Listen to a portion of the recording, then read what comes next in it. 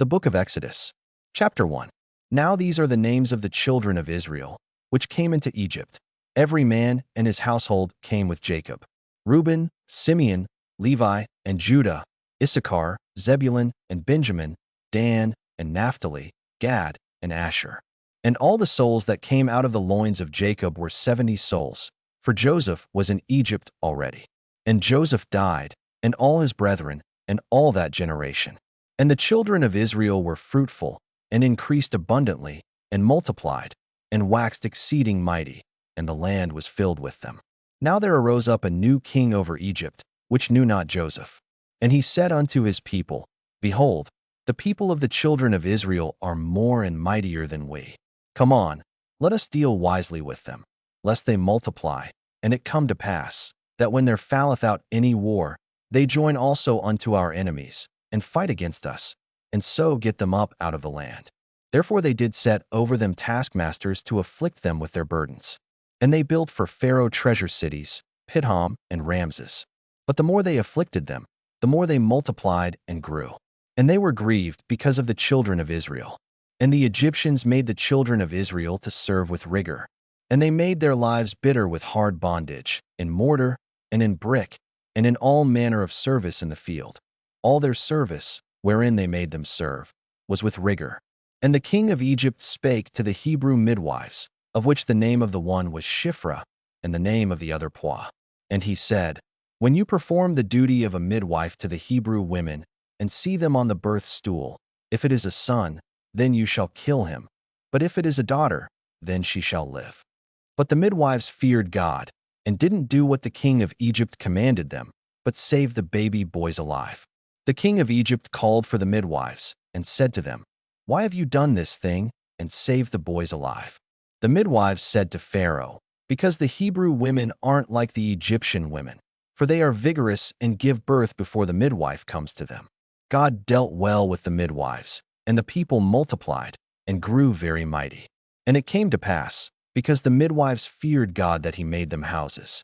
And Pharaoh charged all his people, saying, Every son that is born ye shall cast into the river, and every daughter ye shall save alive.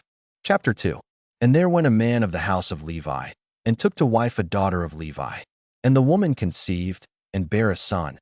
And when she saw him that he was a goodly child, she hid him 3 months. And when she could not longer hide him, she took for him an ark of bulrushes, and daubed it with slime and with pitch, and put the child therein, and she laid it in the flags by the river's brink. And his sister stood afar off, to wit what would be done to him. And the daughter of Pharaoh came down to wash herself at the river, and her maidens walked along by the river's side. And when she saw the ark among the flags, she sent her maid to fetch it. And when she had opened it, she saw the child, and, behold, the babe wept. And she had compassion on him, and said, This is one of the Hebrews' children. Then said his sister to Pharaoh's daughter, Shall I go and call to thee a nurse of the Hebrew women, that she may nurse the child for thee? And Pharaoh's daughter said to her, Go. And the maid went and called the child's mother. And Pharaoh's daughter said unto her, Take this child away, and nurse it for me, and I will give thee thy wages. And the women took the child, and nursed it. And the child grew, and she brought him unto Pharaoh's daughter, and he became her son. And she called his name Moses. And she said, Because I drew him out of the water. And it came to pass in those days, when Moses was grown, that he went out unto his brethren, and looked on their burdens. And he spied an Egyptian smiting an Hebrew, one of his brethren. And he looked this way and that way, and when he saw that there was no man, he slew the Egyptian, and hid him in the sand. And when he went out the second day, behold, 2 men of the Hebrews strove together. And he said to him that did the wrong, Wherefore smitest thou thy fellow? And he said, Who made thee a prince and a judge over us? Intendest thou to kill me, as thou killedst the Egyptian? And Moses feared, and said, Surely this thing is known. Now when Pharaoh heard this thing, he sought to slay Moses. But Moses fled from the face of Pharaoh, and dwelt in the land of Midian, and he sat down by a well. Now the priest of Midian had 7 daughters, and they came and drew water, and filled the troughs to water their father's flock. And the shepherds came and drove them away. But Moses stood up and helped them, and watered their flock. And when they came to Reuel their father, he said, how is it that ye are come so soon today? And they said, An Egyptian delivered us out of the hand of the shepherds, and also drew water enough for us, and watered the flock. And he said unto his daughters, And where is he? Why is it that ye have left the man? Call him, that he may eat bread. And Moses was content to dwell with the man. And he gave Moses Zipporah his daughter. And she bare him a son, and he called his name Gershom. For he said, I have been a stranger in a strange land. And it came to pass in process of time, that the king of Egypt died, and the children of Israel sighed by reason of the bondage, and they cried, and their cry came up unto God by reason of the bondage. And God heard their groaning, and God remembered his covenant with Abraham, with Isaac, and with Jacob. And God looked upon the children of Israel, and God had respect unto them. Chapter 3. Now Moses was keeping the flock of Jethro, his father-in-law, the priest of Midian, and he led the flock to the back of the wilderness, and came to God's mountain, to Horeb. The Lord's angel appeared to him in a flame of fire out of the middle of a bush. He looked, and behold, the bush burned with fire, and the bush was not consumed. Moses said, I will go now, and see this great sight, why the bush is not burned. When the Lord saw that he came over to see, God called to him out of the middle of the bush, and said, Moses, Moses. He said, Here I am. He said, Don't come close. Take off your sandals, for the place you are standing on is holy ground. Moreover he said, I am the God of thy father, the God of Abraham, the God of Isaac, and the God of Jacob. And Moses hid his face, for he was afraid to look upon God. And the Lord said, I have surely seen the affliction of my people which are in Egypt, and have heard their cry by reason of their taskmasters, for I know their sorrows. And I am come down to deliver them out of the hand of the Egyptians, and to bring them up out of that land unto a good land, and a large, unto a land flowing with milk and honey, unto the place of the Canaanites, and the Hittites, and the Amorites, and the Perizzites, and the Hivites, and the Jebusites. Now therefore, behold, the cry of the children of Israel is come unto me, and I have also seen the oppression wherewith the Egyptians oppress them. Come now therefore, and I will send thee unto Pharaoh, that thou mayest bring forth my people the children of Israel out of Egypt. And Moses said unto God, Who am I, that I should go unto Pharaoh, and that I should bring forth the children of Israel out of Egypt? And he said, Certainly I will be with thee, and this shall be a token unto thee, that I have sent thee. When thou hast brought forth the people out of Egypt, ye shall serve God upon this mountain. And Moses said unto God, Behold, when I come unto the children of Israel, and shall say unto them, The God of your fathers hath sent me unto you, and they shall say to me, What is his name? What shall I say unto them? And God said unto Moses, I am that I am. And he said, Thus shalt thou say unto the children of Israel, I am, hath sent me unto you. And God said moreover unto Moses, Thus shalt thou say unto the children of Israel, The Lord God of your fathers, the God of Abraham, the God of Isaac, and the God of Jacob, hath sent me unto you. This is my name forever, and this is my memorial unto all generations. Go, and gather the elders of Israel together, and say unto them, The Lord God of your fathers, the God of Abraham, of Isaac, and of Jacob, appeared unto me, saying, I have surely visited you, and seen that which is done to you in Egypt. And I have said, I will bring you up out of the affliction of Egypt unto the land of the Canaanites, and the Hittites, and the Amorites, and the Perizzites, and the Hivites, and the Jebusites, unto a land flowing with milk and honey. And they shall hearken to thy voice. And thou shalt come, thou and the elders of Israel, unto the king of Egypt, and ye shall say unto him, The Lord God of the Hebrews hath met with us. And now let us go, we beseech thee, 3 days' journey into the wilderness, that we may sacrifice to the Lord our God. And I am sure that the king of Egypt will not let you go, no, not by a mighty hand. And I will stretch out my hand, and smite Egypt with all my wonders which I will do in the midst thereof. And after that he will let you go. And I will give this people favor in the sight of the Egyptians. And it shall come to pass, that, when ye go, ye shall not go empty, but every woman shall borrow of her neighbor, and of her that sojourneth in her house, jewels of silver, and jewels of gold, and raiment. And ye shall put them upon your sons, and upon your daughters. and ye shall spoil the Egyptians. Chapter 4. And Moses answered and said, But, behold, they will not believe me, nor hearken unto my voice. For they will say, The Lord hath not appeared unto thee. And the Lord said unto him, What is that in thine hand? And he said, A rod. And he said, Cast it on the ground. And he cast it on the ground, and it became a serpent, and Moses fled from before it. And the Lord said unto Moses, Put forth thine hand, and take it by the tail. And he put forth his hand, and caught it, and it became a rod in his hand, that they may believe that the Lord God of their fathers, the God of Abraham, the God of Isaac, and the God of Jacob, hath appeared unto thee. And the Lord said furthermore unto him, Put now thine hand into thy bosom. And he put his hand into his bosom. And when he took it out, behold, his hand was leprous as snow. And he said, Put thine hand into thy bosom again. And he put his hand into his bosom again, and plucked it out of his bosom, and behold, it was turned again as his other flesh. And it shall come to pass, if they will not believe thee, neither hearken to the voice of the first sign, that they will believe the voice of the latter sign. And it shall come to pass, if they will not believe also these two signs, neither hearken unto thy voice, that thou shalt take of the water of the river, and pour it upon the dry land. And the water which thou takest out of the river shall become blood upon the dry land. And Moses said unto the Lord, O my Lord, I am not eloquent, neither heretofore, nor since thou hast spoken unto thy servant, but I am slow of speech, and of a slow tongue. And the Lord said unto him, Who hath made man's mouth? Or who mocketh the dumb, or deaf, or the seeing, or the blind? Have not I the Lord? Now therefore go, and I will be with thy mouth, and teach thee what thou shalt say.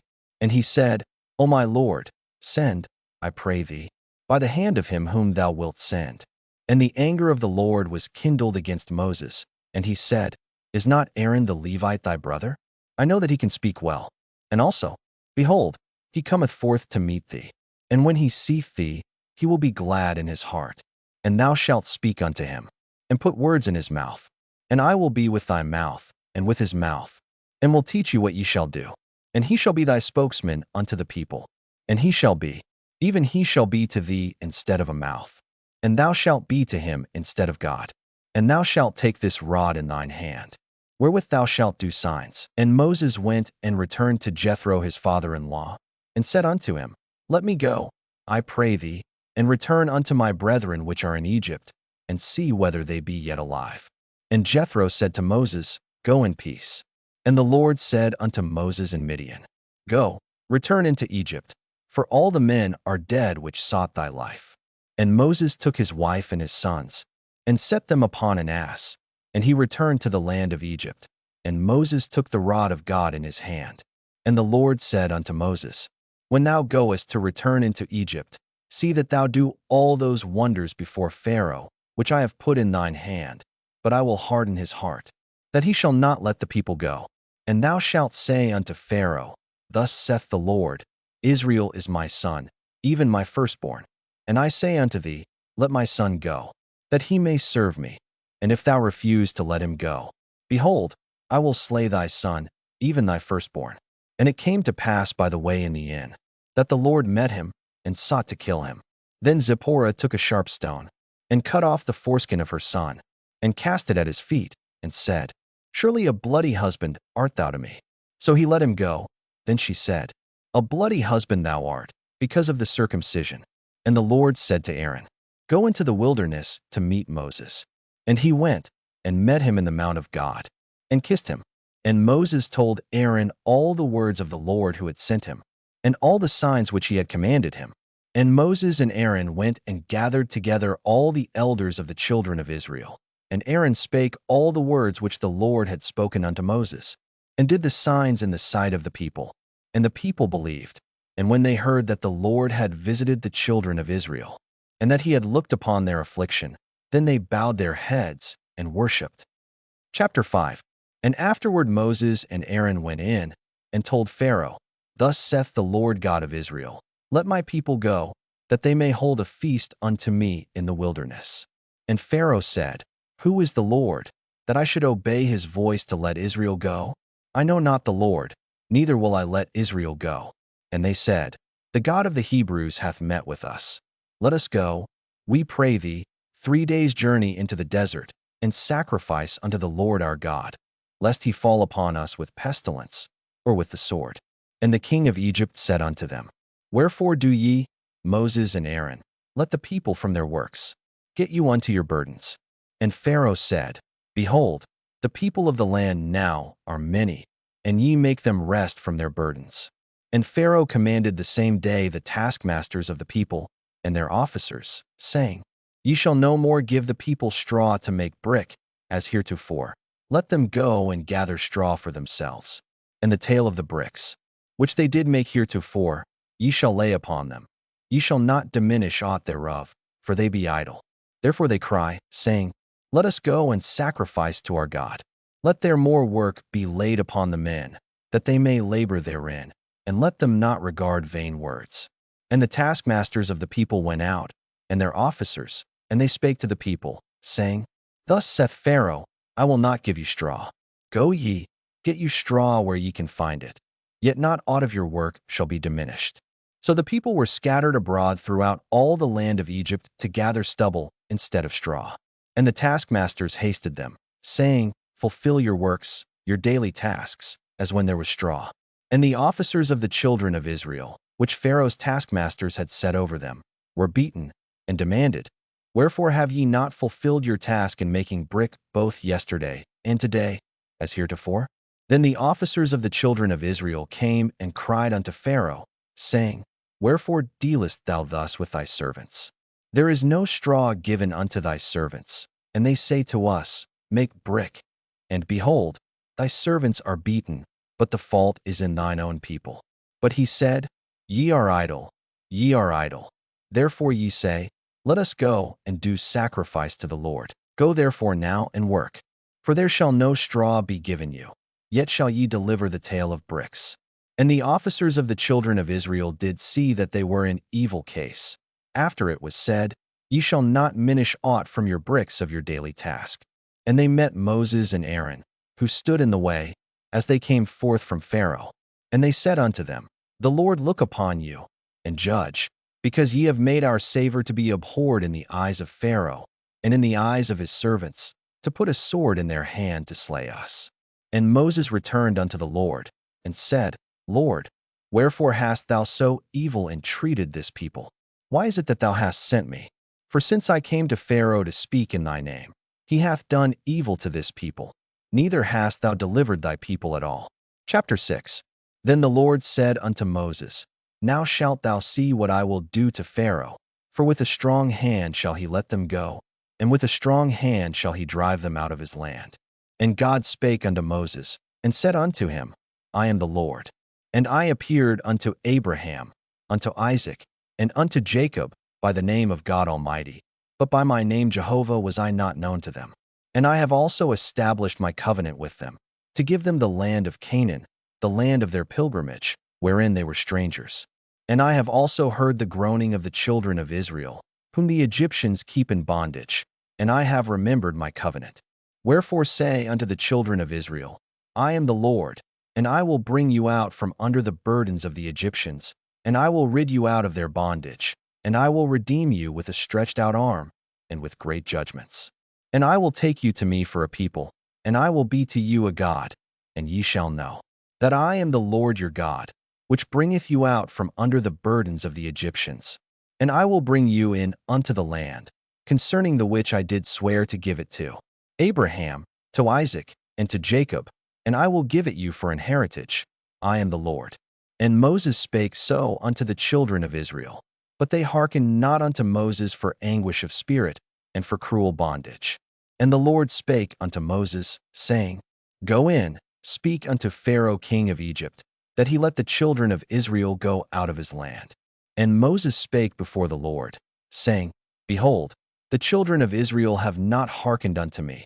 How then shall Pharaoh hear me, who am of uncircumcised lips?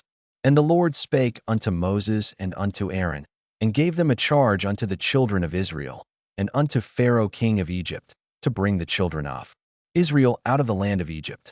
These be the heads of their fathers' houses, the sons of Reuben the firstborn, of Israel, Hanok, and Palu, Hezron, and Carmi. These be the families of Reuben. And the sons of Simeon, Jemuel, and Jamin, and Ohad, and Jachin, and Zohar, and Shaul the son of a Canaanitish woman. These are the families of Simeon. And these are the names of the sons of Levi according to their generations, Gershon, and Kohath, and Merari. And the years of the life of Levi were 137 years. The sons of Gershon, Libni, and Shimi, according to their families. And the sons of Kohath, Amram, and Izhar, and Hebron, and Uzziel. And the years of the life of Kohath were 133 years. And the sons of Merari, Mahali, and Mushi. These are the families of Levi, according to their generations. And Amram took him Jochebed, his father's sister, to wife. And she bare him Aaron and Moses. And the years of the life of Amram were 137 years. And the sons of Izhar, Korah, and Nepheg, and Zikri. And the sons of Uzziel, Mishael, and Elzaphan, and Zithri. And Aaron took him Elisheba, daughter of Amminadab, sister of Nahshon, to wife. And she bare him Nadab, and Abihu, Eleazar, and Ithamar. And the sons of Korah, Asur, and Elkanah, and Abiasaph. These are the families of the Korites. And Eleazar, Aaron's son, took him one of the daughters of Putiel to wife. And she bare him Phinehas. These are the heads of the fathers of the Levites according to their families. These are that Aaron and Moses, to whom the Lord said, Bring out the children of Israel from the land of Egypt according to their armies. These are they which spake to Pharaoh king of Egypt, to bring out the children of Israel from Egypt. These are that Moses and Aaron. And it came to pass on the day when the Lord spake unto Moses in the land of Egypt, that the Lord spake unto Moses, saying, I am the Lord. Speak thou unto Pharaoh king of Egypt all that I say unto thee. And Moses said before the Lord, Behold, I am of uncircumcised lips, and how shall Pharaoh hearken unto me? Chapter 7. The Lord said to Moses, Behold, I have made you as God to Pharaoh, and Aaron your brother shall be your prophet. You shall speak all that I command you. And Aaron your brother shall speak to Pharaoh, that he let the children of Israel go out of his land. I will harden Pharaoh's heart, and multiply my signs and my wonders in the land of Egypt. But Pharaoh will not listen to you. So I will lay my hand on Egypt, and bring out my armies, my people the children of Israel, out of the land of Egypt by great judgments. The Egyptians shall know that I am the Lord, when I stretch out my hand on Egypt, and bring the children of Israel out from among them. Moses and Aaron did so. As the Lord commanded them, so they did. Moses was 80 years old, and Aaron 83 years old, when they spoke to Pharaoh. The Lord spoke to Moses and to Aaron, saying, When Pharaoh speaks to you, saying, Perform a miracle, then you shall tell Aaron, Take your rod, and cast it down before Pharaoh, and it will become a serpent. Moses and Aaron went into Pharaoh, and they did so, as the Lord had commanded. Aaron cast down his rod before Pharaoh and before his servants, and it became a serpent. Then Pharaoh also called for the wise men and the sorcerers. They also, the magicians of Egypt, did the same thing with their enchantments. For they each cast down their rods, and they became serpents, but Aaron's rod swallowed up their rods. Pharaoh's heart was hardened, and he didn't listen to them, as the Lord had spoken. The Lord said to Moses, Pharaoh's heart is stubborn. He refuses to let the people go. Go to Pharaoh in the morning. Behold, he is going out to the water. You shall stand by the river's bank to meet him. You shall take the rod which was turned to a serpent in your hand. You shall tell him, The Lord, the God of the Hebrews, has sent me to you, saying, Let my people go, that they may serve me in the wilderness. Behold, until now you haven't listened. The Lord says, In this you shall know that I am the Lord. Behold, I will strike with the rod that is in my hand on the waters which are in the river, and they shall be turned to blood. The fish that are in the river will die, and the river will become foul. The Egyptians will loathe to drink water from the river. The Lord said to Moses, Tell Aaron, Take your rod, and stretch out your hand over the waters of Egypt, over their rivers, over their streams, and over their pools, and over all their ponds of water, that they may become blood. There will be blood throughout all the land of Egypt, both in vessels of wood and in vessels of stone. Moses and Aaron did so, as the Lord commanded. And he lifted up the rod, and struck the waters that were in the river, in the sight of Pharaoh and in the sight of his servants. And all the waters that were in the river were turned to blood. The fish that were in the river died. The river became foul. The Egyptians couldn't drink water from the river. The blood was throughout all the land of Egypt. The magicians of Egypt did the same thing with their enchantments. So Pharaoh's heart was hardened, and he didn't listen to them, as the Lord had spoken. Pharaoh turned and went into his house, and he didn't even take this to heart. All the Egyptians dug around the river for water to drink, for they couldn't drink the river water. 7 days were fulfilled after the Lord had struck the river. Chapter 8.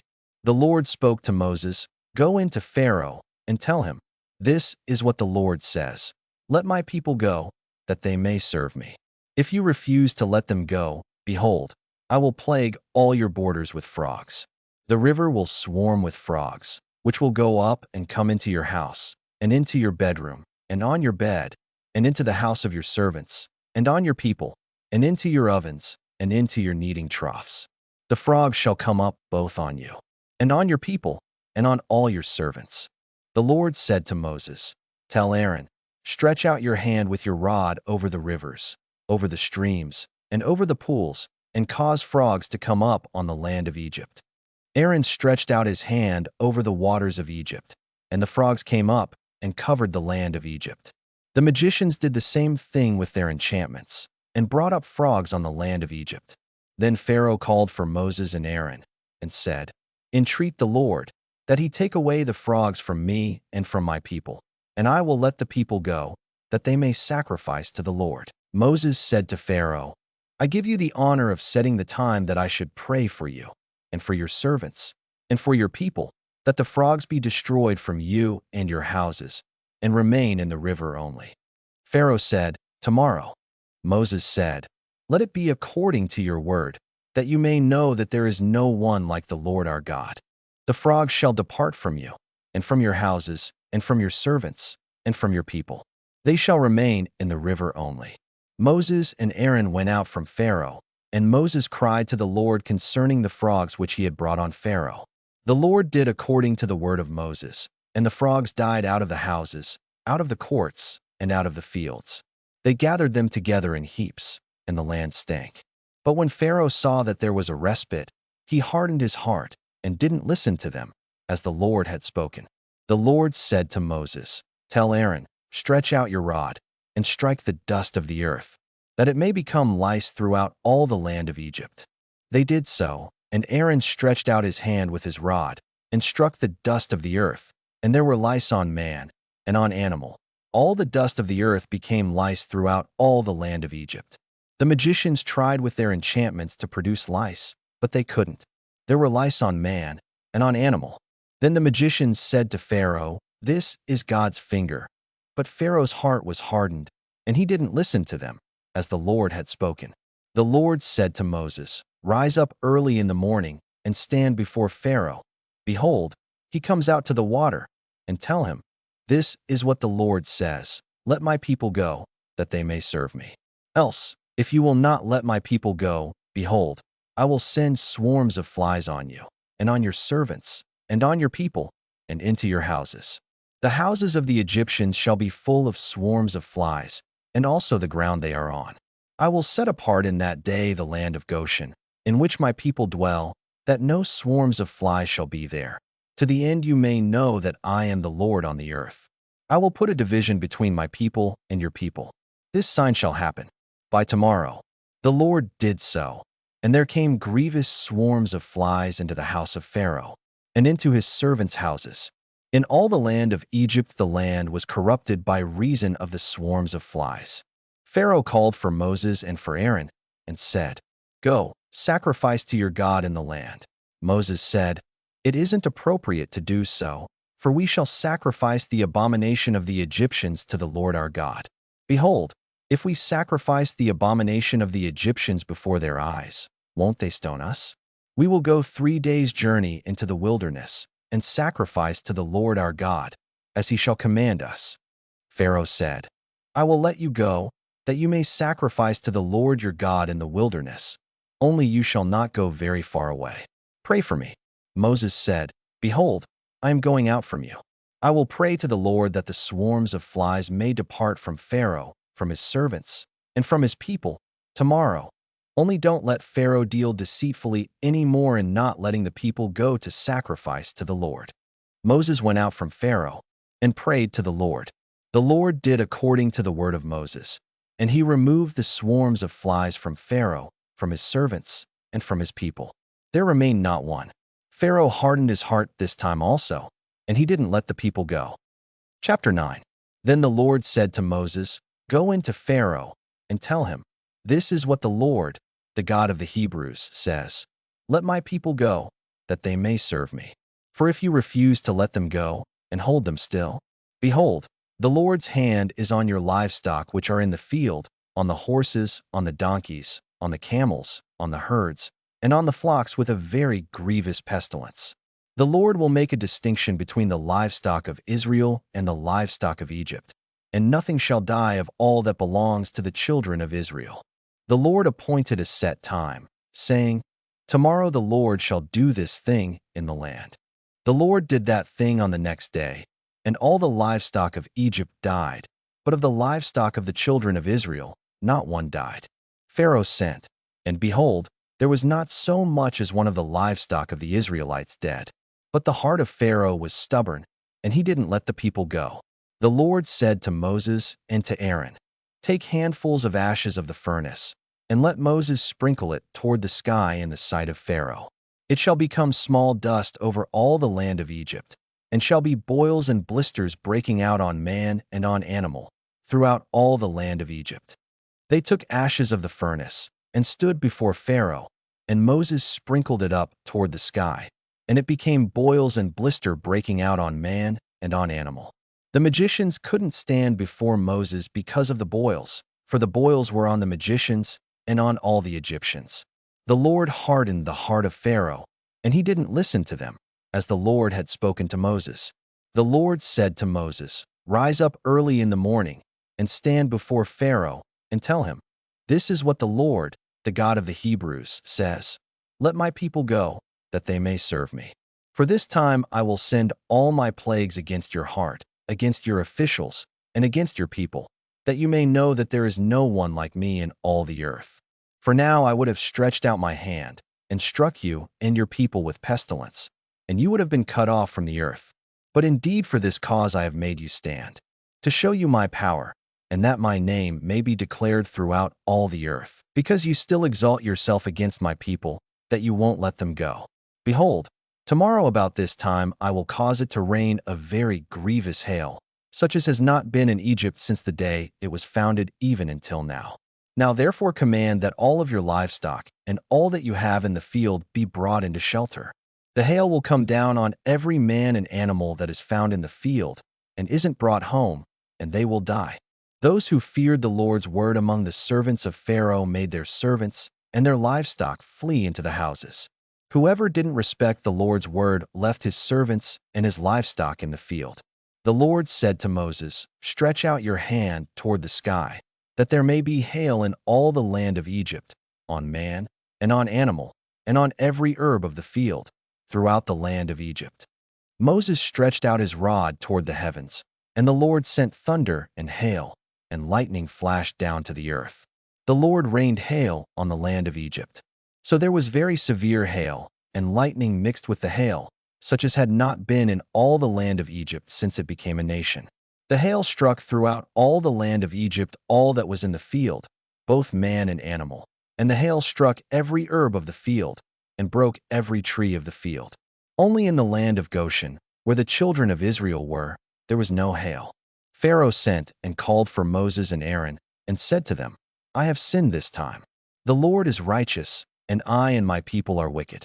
Pray to the Lord, for there has been enough of mighty thunderings and hail. I will let you go, and you shall stay no longer.' Moses said to him, 'As soon as I have gone out of the city, I will spread out my hands to the Lord.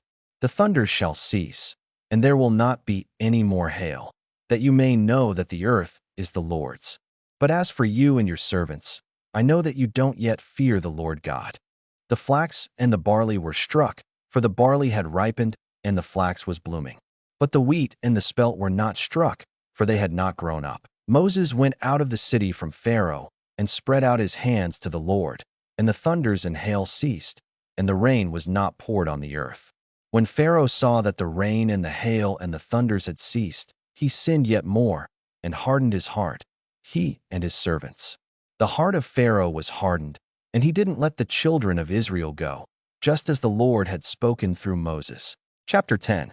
The Lord said to Moses, "Go in to Pharaoh, for I have hardened his heart and the heart of his servants, that I may show these my signs among them, and that you may tell in the hearing of your son and of your son's son what things I have done to Egypt, and my signs which I have done among them, that you may know that I am the Lord." Moses and Aaron went in to Pharaoh and said to him, "This is what the Lord, the God of the Hebrews, says. How long will you refuse to humble yourself before me? Let my people go, that they may serve me. Or else, if you refuse to let my people go, behold, tomorrow I will bring locusts into your country, and they shall cover the surface of the earth, so that one won't be able to see the earth. They shall eat the residue of that which has escaped, which remains to you from the hail, and shall eat every tree which grows for you out of the field. Your houses shall be filled, and the houses of all your servants, and the houses of all the Egyptians, as neither your fathers nor your fathers' fathers have seen, since the day that they were on the earth to this day." He turned and went out from Pharaoh. Pharaoh's servants said to him, "How long will this man be a snare to us? Let the men go, that they may serve the Lord, their God. Don't you yet know that Egypt is destroyed?" Moses and Aaron were brought again to Pharaoh, and he said to them, "Go, serve the Lord your God. But who are those who will go?" Moses said, "We will go with our young and with our old. We will go with our sons and with our daughters, with our flocks and with our herds, for we must hold a feast to the Lord." He said to them, "The Lord be with you if I let you go with your little ones.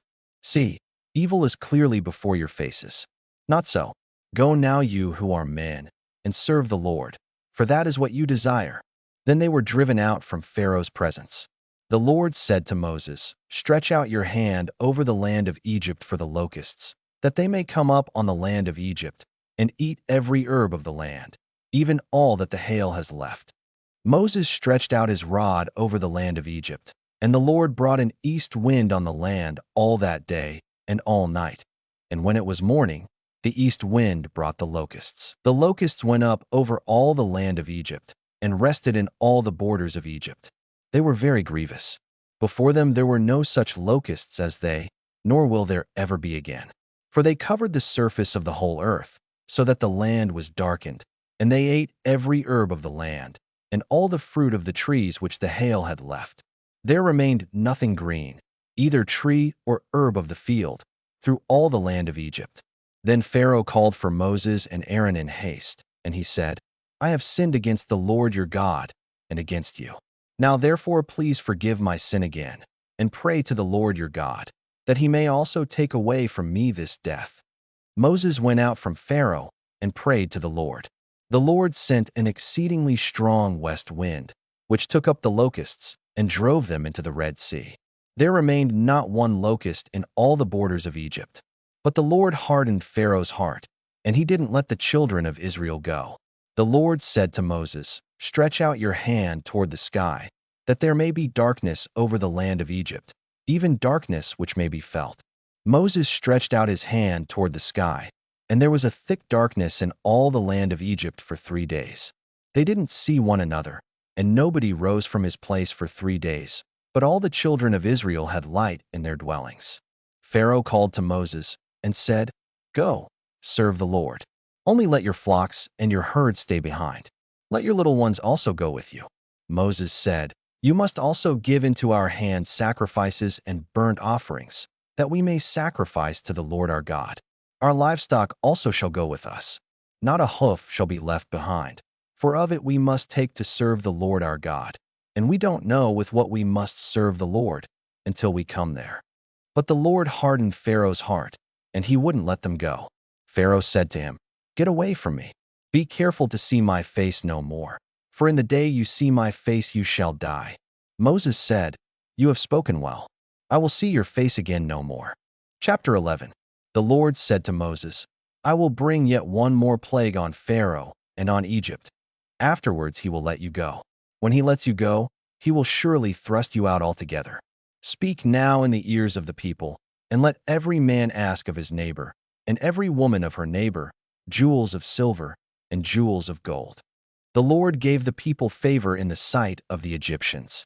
Moreover, the man Moses was very great in the land of Egypt, in the sight of Pharaoh's servants, and in the sight of the people. Moses said, "This is what the Lord says. About midnight I will go out into the middle of Egypt, and all the firstborn in the land of Egypt shall die, from the firstborn of Pharaoh who sits on his throne, even to the firstborn of the female servant who is behind the mill, and all the firstborn of livestock. There will be a great cry throughout all the land of Egypt, such as there has not been, nor will be any more.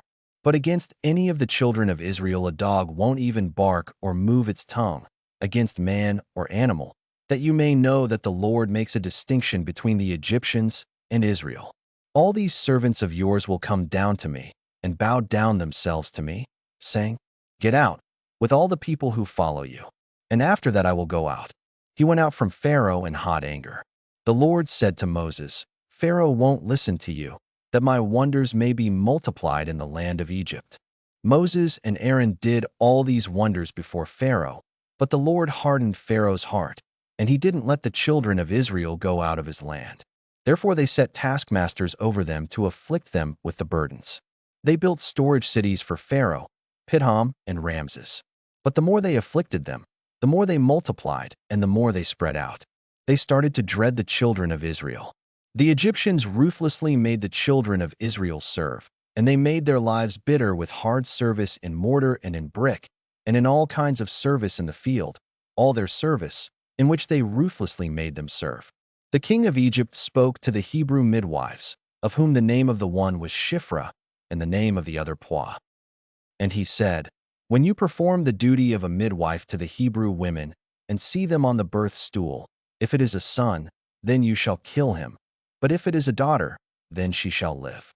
But the midwives feared God, and didn't do what the king of Egypt commanded them, but saved the baby boys alive. The king of Egypt called for the midwives, and said to them, "Why have you done this thing, and saved the boys alive?" The midwives said to Pharaoh, "Because the Hebrew women aren't like the Egyptian women, for they are vigorous and give birth before the midwife comes to them." God dealt well with the midwives, and the people multiplied and grew very mighty. Because the midwives feared God, he gave them families.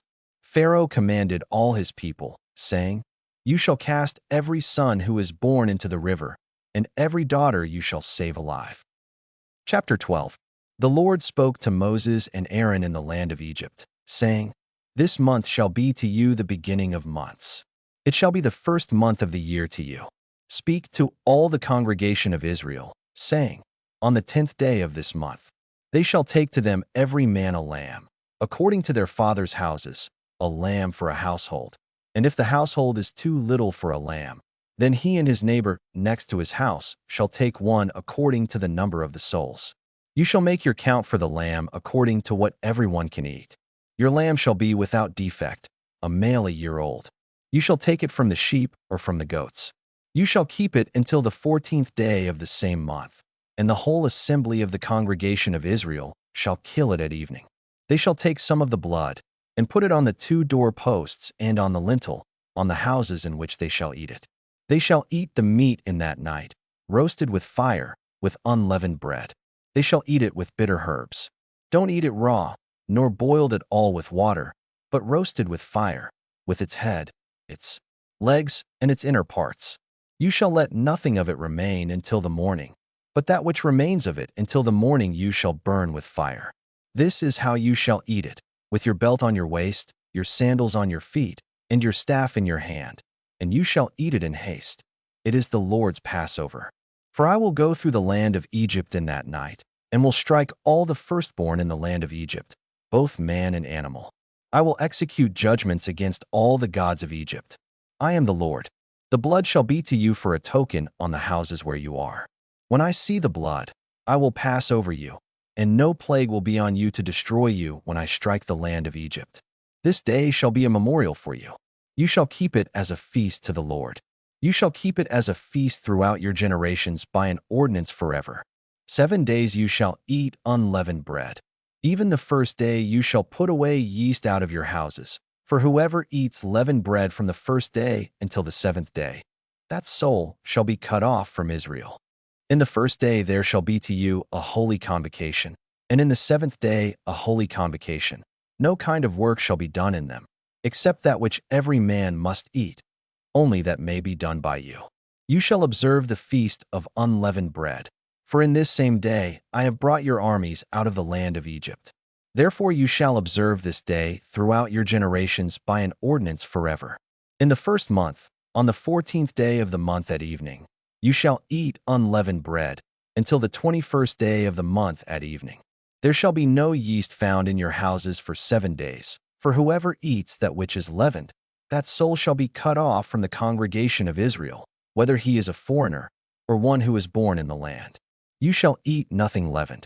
In all your habitations you shall eat unleavened bread. Then Moses called for all the elders of Israel and said to them, Draw out and take lambs according to your families and kill the Passover. You shall take a bunch of hyssop and dip it in the blood that is in the basin, and strike the lintel and the 2 doorposts with the blood that is in the basin. None of you shall go out of the door of his house until the morning, for the Lord will pass through to strike the Egyptians. And when he sees the blood on the lintel and on the 2 doorposts, the Lord will pass over the door and will not allow the destroyer to come into your houses to strike you. You shall observe this thing for an ordinance to you and to your sons forever. It shall happen when you have come to the land which the Lord will give you, as he has promised, that you shall keep this service. It will happen when your children ask you, What do you mean by this service? That you shall say, It is the sacrifice of the Lord's Passover, who passed over the houses of the children of Israel in Egypt, when he struck the Egyptians and spared our houses. The people bowed their heads and worshipped. The children of Israel went and did so, as the Lord had commanded Moses and Aaron, so they did. At midnight, the Lord struck all the firstborn in the land of Egypt, from the firstborn of Pharaoh who sat on his throne to the firstborn of the captive who was in the dungeon, and all the firstborn of livestock. Pharaoh rose up in the night, he and all his servants and all the Egyptians. And there was a great cry in Egypt, for there was not a house where there was not one dead. He called for Moses and Aaron by night, and said, Rise up, get out from among my people, both you and the children of Israel, and go, serve the Lord, as you have said. Take both your flocks and your herds, as you have said, and be gone, and bless me also. The Egyptians were urgent with the people to send them out of the land in haste, for they said, We are all dead men. The people took their dough before it was leavened, their kneading troughs being bound up in their clothes on their shoulders. The children of Israel did according to the word of Moses, and they asked of the Egyptians jewels of silver and jewels of gold and clothing. The Lord gave the people favor in the sight of the Egyptians, so that they let them have what they asked. They plundered the Egyptians. The children of Israel traveled from Ramesses to Succoth, about 600,000 on foot who were men, in addition to children. A mixed multitude went up also with them, with flocks, herds, and even very much livestock. They baked unleavened cakes of the dough which they brought out of Egypt, for it wasn't leavened, because they were thrust out of Egypt and couldn't wait, and they had not prepared any food for themselves. Now the time that the children of Israel lived in Egypt was 430 years. At the end of 430 years, to the day, all of the Lord's armies went out from the land of Egypt. It is a night to be much observed to the Lord for bringing them out from the land of Egypt. This is that night of the Lord, to be much observed by all the children of Israel throughout their generations. The Lord said to Moses and Aaron, This is the ordinance of the Passover. No foreigner shall eat of it, but every man's servant who is bought for money. When you have circumcised him, then shall he eat of it. A foreigner and a hired servant shall not eat of it. It must be eaten in one house. You shall not carry any of the meat outside of the house. Do not break any of its bones. All the congregation of Israel shall keep it. When a stranger lives as a foreigner with you, all the children of Israel did so. As the Lord commanded Moses and Aaron, so they did. That same day, the Lord brought the children of Israel out of the land of Egypt by their armies. Chapter 13. The Lord spoke to Moses, saying, Sanctify to me all the firstborn, whatever opens the womb among the children of Israel, both of man and of animal. It is mine.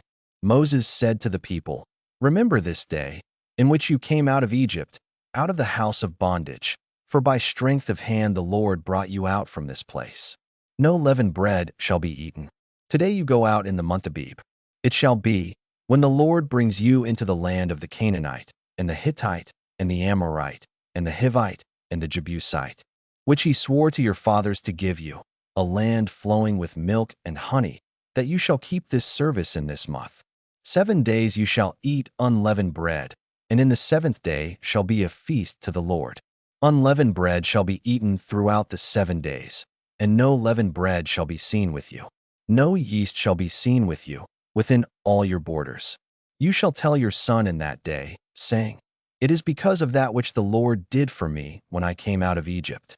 It shall be for a sign to you on your hand, and for a memorial between your eyes, that the Lord's law may be in your mouth. For with a strong hand the Lord has brought you out of Egypt. You shall therefore keep this ordinance in its season from year to year. It shall be, when the Lord brings you into the land of the Canaanite, as he swore to you and to your fathers, and will give it to you, that you shall set apart to the Lord all that opens the womb, and every firstborn that comes from an animal which you have. The males shall be the Lord's. Every firstborn of a donkey you shall redeem with a lamb, and if you will not redeem it, then you shall break its neck, and you shall redeem all the firstborn of man among your sons. It shall be, when your son asks you in time to come, saying, What is this? That you shall tell him, By strength of hand the Lord brought us out from Egypt, from the house of bondage. When Pharaoh stubbornly refused to let us go, the Lord killed all the firstborn in the land of Egypt, both the firstborn of man and the firstborn of livestock.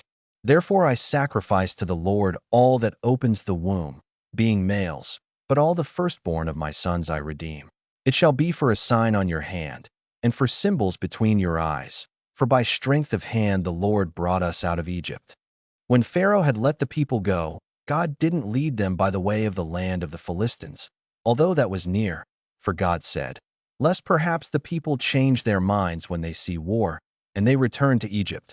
But God led the people around by the way of the wilderness by the Red Sea, and the children of Israel went up armed out of the land of Egypt. Moses took the bones of Joseph with him, for he had made the children of Israel swear, saying, God will surely visit you, and you shall carry up my bones away from here with you. They took their journey from Sukkot and encamped in Etham, in the edge of the wilderness. The Lord went before them by day in a pillar of cloud, to lead them on their way, and by night in a pillar of fire, to give them light, that they might go by day and by night. The pillar of cloud by day, and the pillar of fire by night, didn't depart from before the people. Chapter 14. The Lord spoke to Moses, saying, Speak to the children of Israel, that they turn back and encamp before Pi-hahiroth, between Migdol and the sea, before Baal-zephon. You shall encamp opposite it by the sea. Pharaoh will say of the children of Israel, They are entangled in the land. The wilderness has shut them in. I will harden Pharaoh's heart, and he will follow after them. And I will get honor over Pharaoh and over all his armies, and the Egyptians shall know that I am the Lord. They did so. The king of Egypt was told that the people had fled, and the heart of Pharaoh and of his servants was changed toward the people. And they said, What is this we have done, that we have let Israel go from serving us? He prepared his chariot, and took his army with him, and he took 600 chosen chariots, and all the chariots of Egypt, with captains over all of them. The Lord hardened the heart of Pharaoh king of Egypt, and he pursued the children of Israel. For the children of Israel went out with a high hand. The Egyptians pursued them. All the horses and chariots of Pharaoh, his horsemen, and his army overtook them encamping by the sea, beside Pi-hahiroth, before Baal-zephon. When Pharaoh came near, the children of Israel lifted up their eyes, and behold, the Egyptians were marching after them, and they were very afraid. The children of Israel cried out to the Lord. They said to Moses, Because there were no graves in Egypt, have you taken us away to die in the wilderness? Why have you treated us this way? To bring us out of Egypt, isn't this the word that we spoke to you in Egypt, saying, Leave us alone, that we may serve the Egyptians? For it would have been better for us to serve the Egyptians than to die in the wilderness. Moses said to the people, Don't be afraid. Stand still, and see the salvation of the Lord, which he will work for you today. For you will never again see the Egyptians whom you have seen today. The Lord will fight for you, and you shall be still. The Lord said to Moses, Why do you cry to me? Speak to the children of Israel, that they go forward. Lift up your rod, and stretch out your hand over the sea, and divide it. Then the children of Israel shall go into the middle of the sea on dry ground. Behold, I will get myself honor over Pharaoh, and over all his armies, over his chariots, and over his horsemen. The Egyptians shall know that I am the Lord when I have gotten myself honor over Pharaoh, over his chariots, and over his horsemen. The angel of God, who went before the camp of Israel, moved and went behind them, and the pillar of cloud moved from before them and stood behind them. It came between the camp of Egypt and the camp of Israel. There was the cloud and the darkness, yet it gave light by night. One didn't come near the other all night. Moses stretched out his hand over the sea, and the Lord caused the sea to go back by a strong east wind all night, and made the sea dry land, and the waters were divided. The children of Israel went into the middle of the sea on the dry ground, and the waters were a wall to them on their right hand and on their left. The Egyptians pursued, and went in after them into the middle of the sea, all of Pharaoh's horses, his chariots, and his horsemen.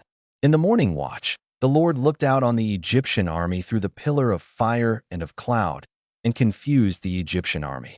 He took off their chariot wheels, and they drove them heavily, so that the Egyptians said, Let's flee from the face of Israel, for the Lord fights for them against the Egyptians.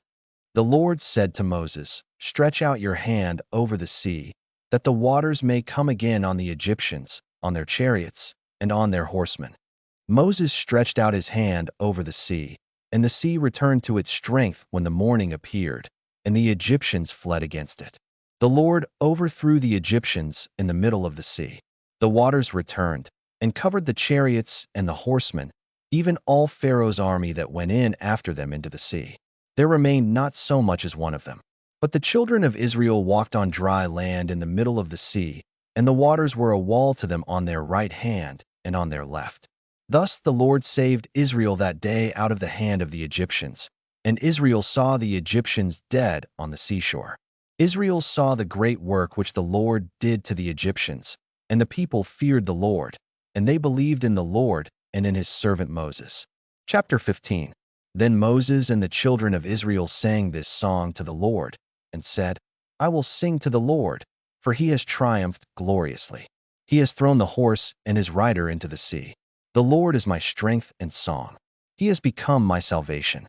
This is my God, and I will praise him, my father's God, and I will exalt him. The Lord is a man of war. The Lord is his name. He has cast Pharaoh's chariots and his army into the sea. His chosen captains are sunk in the Red Sea. The deeps cover them. They went down into the depths like a stone. Your right hand, Lord, is glorious in power. Your right hand, Lord, dashes the enemy in pieces. In the greatness of your excellency, you overthrow those who rise up against you. You send out your wrath. It consumes them as stubble. With the blast of your nostrils, the waters were piled up. The flood stood upright as a heap. The deeps were congealed in the heart of the sea. The enemy said, I will pursue. I will overtake. I will divide the plunder. My desire will be satisfied on them. I will draw my sword. My hand will destroy them. You blew with your wind. The sea covered them. They sank like lead in the mighty waters. Who is like you, Lord, among the gods? Who is like you, glorious in holiness, fearful in praises, doing wonders? You stretched out your right hand. The earth swallowed them. You, in your loving kindness, have led the people that you have redeemed. You have guided them in your strength to your holy habitation. The peoples have heard. They tremble. Pangs have taken hold of the inhabitants of Philistia. Then the chiefs of Edom were dismayed. Trembling takes hold of the mighty men of Moab. All the inhabitants of Canaan have melted away. Terror and dread falls on them. By the greatness of your arm, they are as still as a stone, until your people pass over, Lord, until the people you have purchased pass over. You will bring them in and plant them in the mountain of your inheritance, the place, Lord, which you have made for yourself to dwell in, the sanctuary, Lord, which your hands have established. The Lord will reign forever and ever. For the horses of Pharaoh went in with his chariots, and with his horsemen into the sea. And the Lord brought back the waters of the sea on them. But the children of Israel walked on dry land in the middle of the sea. Miriam the prophetess, the sister of Aaron, took a tambourine in her hand, and all the women went out after her with tambourines and with dances. Miriam answered them, "Sing to the Lord, for he has triumphed gloriously. He has thrown the horse and his rider into the sea." Moses led Israel onward from the Red Sea, and they went out into the wilderness of Shur. And they went 3 days in the wilderness and found no water. When they came to Marah, they couldn't drink from the waters of Marah, for they were bitter. Therefore its name was called Marah. The people murmured against Moses, saying, "What shall we drink?" Then he cried to the Lord. The Lord showed him a tree, and he threw it into the waters, and the waters were made sweet. There he made a statute and an ordinance for them, and there he tested them. He said, "If you will diligently listen to the Lord your God's voice, and will do that which is right in his eyes, and will pay attention to his commandments, and keep all his statutes, I will put none of the diseases on you which I have put on the Egyptians, for I am the Lord who heals you." They came to Elim, where there were 12 springs of water and 70 palm trees. They encamped there by the waters. Chapter 16. They took their journey from Elim, and all the congregation of the children of Israel came to the wilderness of Sin, which is between Elim and Sinai, on the 15th day of the 2nd month after their departing out of the land of Egypt. The whole congregation of the children of Israel murmured against Moses and against Aaron in the wilderness. And the children of Israel said to them, "We wish that we had died by the Lord's hand in the land of Egypt, when we sat by the meat pots, when we ate our fill of bread, for you have brought us out into this wilderness to kill this whole assembly with hunger." Then the Lord said to Moses, "Behold, I will rain bread from the sky for you, and the people shall go out and gather a day's portion every day, that I may test them, whether they will walk in my law or not. It shall come to pass on the 6th day, that they shall prepare that which they bring in, and it shall be twice as much as they gather daily." Moses and Aaron said to all the children of Israel, "At evening you shall know that the Lord has brought you out from the land of Egypt. In the morning you shall see the Lord's glory, because he hears your murmurings against the Lord. Who are we, that you murmur against us?" Moses said, "Now the Lord will give you meat to eat in the evening, and in the morning bread to satisfy you, because the Lord hears your murmurings which you murmur against him. And who are we? Your murmurings are not against us, but against the Lord." Moses said to Aaron, "Tell all the congregation of the children of Israel, come close to the Lord, for he has heard your murmurings." As Aaron spoke to the whole congregation of the children of Israel, they looked toward the wilderness, and behold, the Lord's glory appeared in the cloud. The Lord spoke to Moses, saying, "I have heard the murmurings of the children of Israel. Speak to them, saying, At evening you shall eat meat, and in the morning you shall be filled with bread. Then you will know that I am the Lord your God." In the evening, quail came up and covered the camp, and in the morning the dew lay around the camp. When the dew that lay had gone, behold, on the surface of the wilderness was a small round thing, small as the frost on the ground. When the children of Israel saw it, they said to one another, "What is it?" For they didn't know what it was. Moses said to them, "It is the bread which the Lord has given you to eat. This is the thing which the Lord has commanded. Gather of it everyone according to his eating, an omer a head, according to the number of your persons, you shall take it, every man for those who are in his tent." The children of Israel did so, and some gathered more, some less. When they measured it with an omer, he who gathered much had nothing over, and he who gathered little had no lack. They each gathered according to his eating. Moses said to them, "Let no one leave of it until the morning." Notwithstanding, they didn't listen to Moses, but some of them left of it until the morning. So it bred worms and became foul, and Moses was angry with them. They gathered it morning by morning, everyone according to his eating. When the sun grew hot, it melted. On the 6th day, they gathered twice as much bread, 2 omers for each one. And all the rulers of the congregation came and told Moses. He said to them, "This is that which the Lord has spoken. Tomorrow is a solemn rest, a holy Sabbath to the Lord. Bake that which you want to bake, and boil that which you want to boil, and all that remains over lay up for yourselves to be kept until the morning." They laid it up until the morning, as Moses ordered, and it didn't become foul. and there were no worms in it. Moses said, "Eat that today, for today is a Sabbath to the Lord.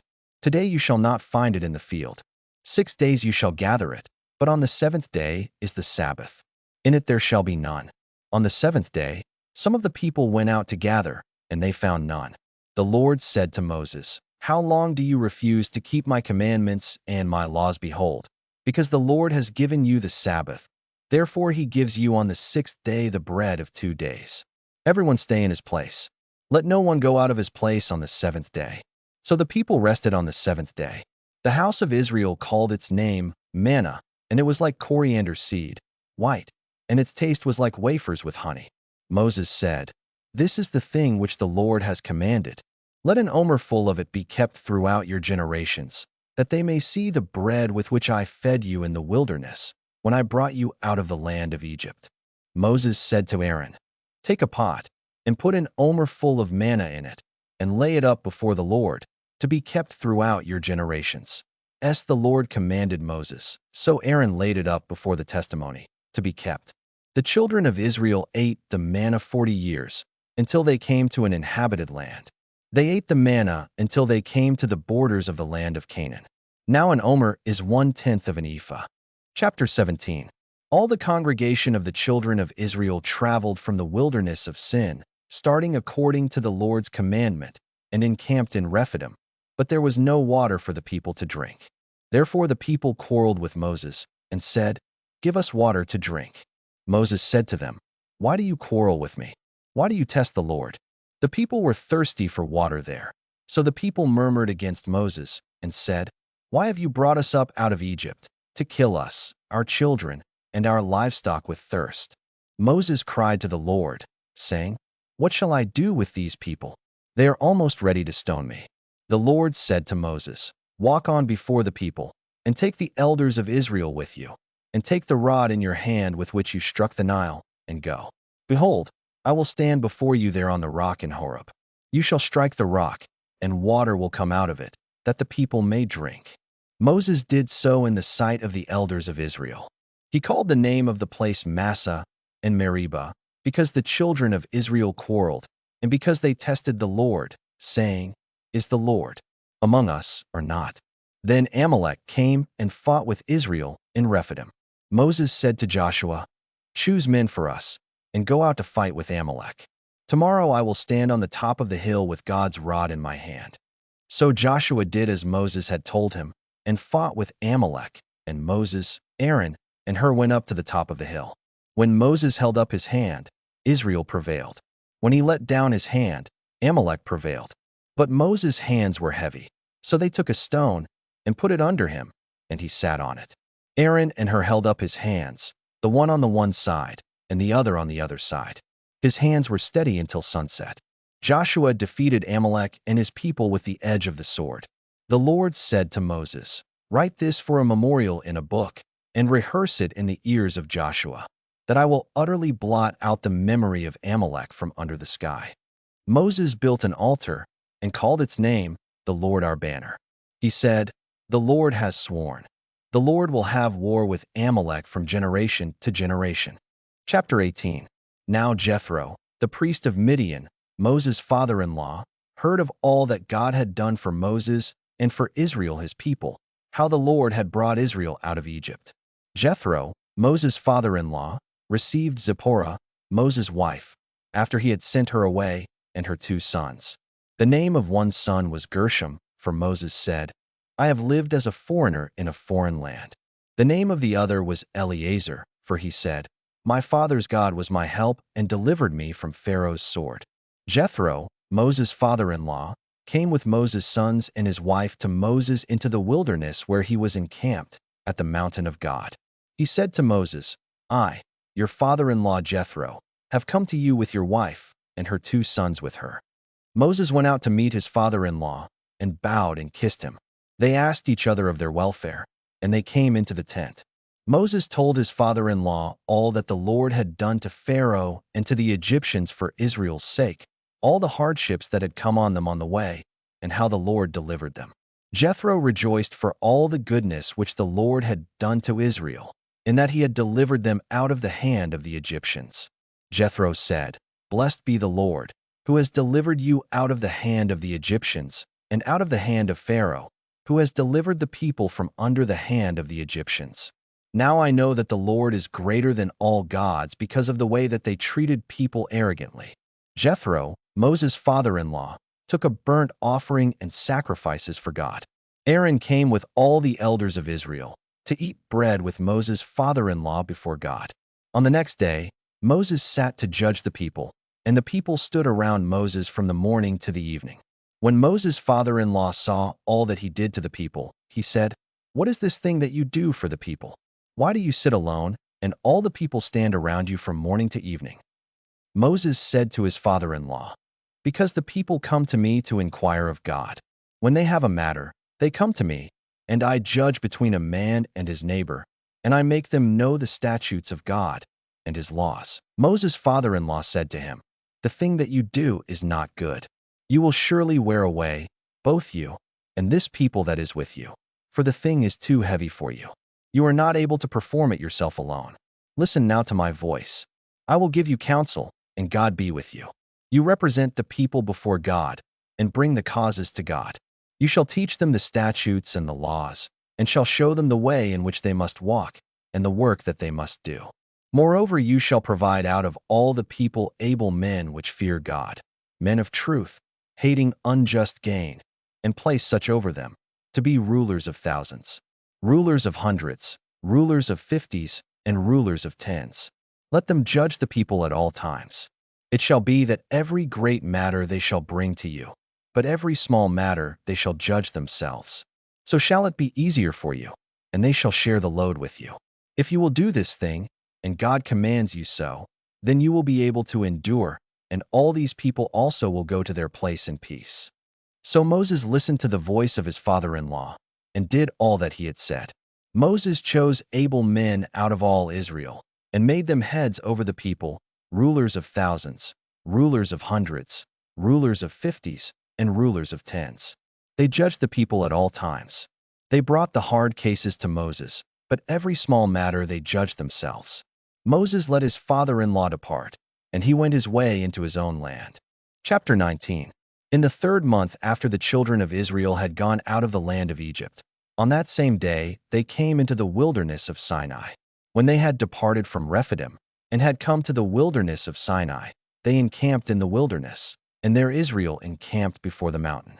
Moses went up to God, and the Lord called to him out of the mountain, saying, "This is what you shall tell the house of Jacob, and tell the children of Israel. You have seen what I did to the Egyptians, and how I bore you on eagle's wings, and brought you to myself. Now therefore, if you will indeed obey my voice and keep my covenant, then you shall be my own possession from among all peoples, for all the earth is mine, and you shall be to me a kingdom of priests and a holy nation. These are the words which you shall speak to the children of Israel." Moses came and called for the elders of the people, and set before them all these words which the Lord commanded him. All the people answered together, and said, "All that the Lord has spoken we will do." Moses reported the words of the people to the Lord. The Lord said to Moses, "Behold, I come to you in a thick cloud, that the people may hear when I speak with you, and may also believe you forever." Moses told the words of the people to the Lord. The Lord said to Moses, "Go to the people, and sanctify them today and tomorrow, and let them wash their garments, and be ready for the 3rd day. For on the 3rd day the Lord will come down in the sight of all the people on Mount Sinai. You shall set bounds to the people all around, saying, 'Be careful that you don't go up onto the mountain, or touch its border. Whoever touches the mountain shall be surely put to death. No hand shall touch him, but he shall surely be stoned or shot through. Whether it is animal or man, he shall not live. When the trumpet sounds long, they shall come up to the mountain.'" Moses went down from the mountain to the people, and sanctified the people, and they washed their clothes. He said to the people, "Be ready by the 3rd day. Don't have sexual relations with a woman." On the 3rd day, when it was morning, there were thunders and lightnings, and a thick cloud on the mountain, and the sound of an exceedingly loud trumpet. And all the people who were in the camp trembled. Moses led the people out of the camp to meet God, and they stood at the lower part of the mountain. All of Mount Sinai smoked, because the Lord descended on it in fire, and its smoke ascended like the smoke of a furnace, and the whole mountain quaked greatly. When the sound of the trumpet grew louder and louder, Moses spoke, and God answered him by a voice. The Lord came down on Mount Sinai, to the top of the mountain. The Lord called Moses to the top of the mountain, and Moses went up. The Lord said to Moses, "Go down, warn the people, lest they break through to the Lord to gaze, and many of them perish. Let the priests also, who come near to the Lord, sanctify themselves, lest the Lord break out on them." Moses said to the Lord, "The people can't come up to Mount Sinai, for you warned us, saying, 'Set bounds around the mountain and sanctify it.'" The Lord said to him, "Go down. You shall bring Aaron up with you, but don't let the priests and the people break through to come up to the Lord, lest he break out against them." So Moses went down to the people and told them. Chapter 20. God spoke all these words, saying, "I am the Lord your God, who brought you out of the land of Egypt, out of the house of bondage. You shall have no other gods before me. You shall not make for yourselves an idol, nor any image of anything that is in the heavens above, or that is in the earth beneath, or that is in the water under the earth. You shall not bow yourself down to them, nor serve them, for I, the Lord your God, am a jealous God, visiting the iniquity of the fathers on the children, on the third and on the fourth generation of those who hate me, and showing loving kindness to thousands of those who love me, and keep my commandments. You shall not misuse the name of the Lord your God, for the Lord will not hold him guiltless who misuses his name. Remember the Sabbath day, to keep it holy. You shall labor 6 days, and do all your work. But the seventh day is a Sabbath to the Lord your God. You shall not do any work in it, you, nor your son, nor your daughter, your male servant, nor your female servant, nor your livestock, nor your stranger who is within your gates. For in 6 days the Lord made heaven and earth, the sea, and all that is in them, and rested the seventh day. Therefore the Lord blessed his Sabbath day, and made it holy. Honor your father and your mother, that your days may be long in the land which the Lord your God gives you. You shall not murder. You shall not commit adultery. You shall not steal. You shall not give false testimony against your neighbor. You shall not covet your neighbor's house. You shall not covet your neighbor's wife, nor his male servant, nor his female servant, nor his ox, nor his donkey, nor anything that is your neighbor's. All the people perceived the thunderings, the lightnings, the sound of the trumpet, and the mountain smoking. When the people saw it, they trembled and stayed at a distance. They said to Moses, "Speak with us yourself, and we will listen, but don't let God speak with us, lest we die." Moses said to the people, "Don't be afraid, for God has come to test you, and that his fear may be before you, that you won't sin." The people stayed at a distance, and Moses came near to the thick darkness where God was. The Lord said to Moses, "This is what you shall tell the children of Israel. You yourselves have seen that I have talked with you from heaven. You shall most certainly not make gods of silver or gods of gold for yourselves to be alongside me. You shall make an altar of earth for me, and shall sacrifice on it your burnt offerings and your peace offerings, your sheep and your cattle. In every place where I record my name, I will come to you, and I will bless you. If you make me an altar of stone, you shall not build it of cut stones, for if you lift up your tool on it, you have polluted it. You shall not go up by steps to my altar, that your nakedness may not be exposed to it." Chapter 21. Now these are the ordinances which you shall set before them. If you buy a Hebrew servant, he shall serve 6 years, and in the 7th he shall go out free without paying anything. If he comes in by himself, he shall go out by himself. If he is married, then his wife shall go out with him. If his master gives him a wife, and she bears him sons or daughters, the wife and her children shall be her master's, and he shall go out by himself. But if the servant shall plainly say, "I love my master, my wife, and my children. I will not go out free," then his master shall bring him to God, and shall bring him to the door or to the doorpost, and his master shall bore his ear through with an awl, and he shall serve him forever. If a man sells his daughter to be a female servant, she shall not go out as the male servants do. If she doesn't please her master, who has married her to himself, then he shall let her be redeemed. He shall have no right to sell her to a foreign people, since he has dealt deceitfully with her. If he marries her to his son, he shall deal with her as a daughter. If he takes another wife to himself, he shall not diminish her food, her clothing, and her marital rights. If he doesn't do these three things for her, she may go free without paying any money. One who strikes a man so that he dies shall surely be put to death, but not if it is unintentional, but God allows it to happen. Then I will appoint you a place where he shall flee. If a man schemes and comes presumptuously on his neighbor to kill him, you shall take him from my altar, that he may die. Anyone who attacks his father or his mother shall be surely put to death. Anyone who kidnaps someone and sells him, or if he is found in his hand, he shall surely be put to death. Anyone who curses his father or his mother shall surely be put to death. If men quarrel and one strikes the other with a stone or with his fist, and he doesn't die, but is confined to bed, if he rises again and walks around with his staff, then he who struck him shall be cleared. Only he shall pay for the loss of his time, and shall provide for his healing until he is thoroughly healed. If a man strikes his servant or his maid with a rod, and he dies under his hand, the man shall surely be punished. Notwithstanding, if his servant gets up after a day or two, he shall not be punished, for the servant is his property. If men fight and hurt a pregnant woman so that she gives birth prematurely, and yet no harm follows, he shall be surely fined as much as the woman's husband demands and the judges allow. But if any harm follows, then you must take life for life, eye for eye, tooth for tooth, hand for hand, foot for foot, burning for burning, wound for wound, and bruise for bruise. If a man strikes his servant's eye or his maid's eye and destroys it, he shall let him go free for his eye's sake. If he strikes out his male servant's tooth or his female servant's tooth, he shall let the servant go free for his tooth's sake. If a bull gores a man or a woman to death, the bull shall surely be stoned, and its meat shall not be eaten, but the owner of the bull shall not be held responsible.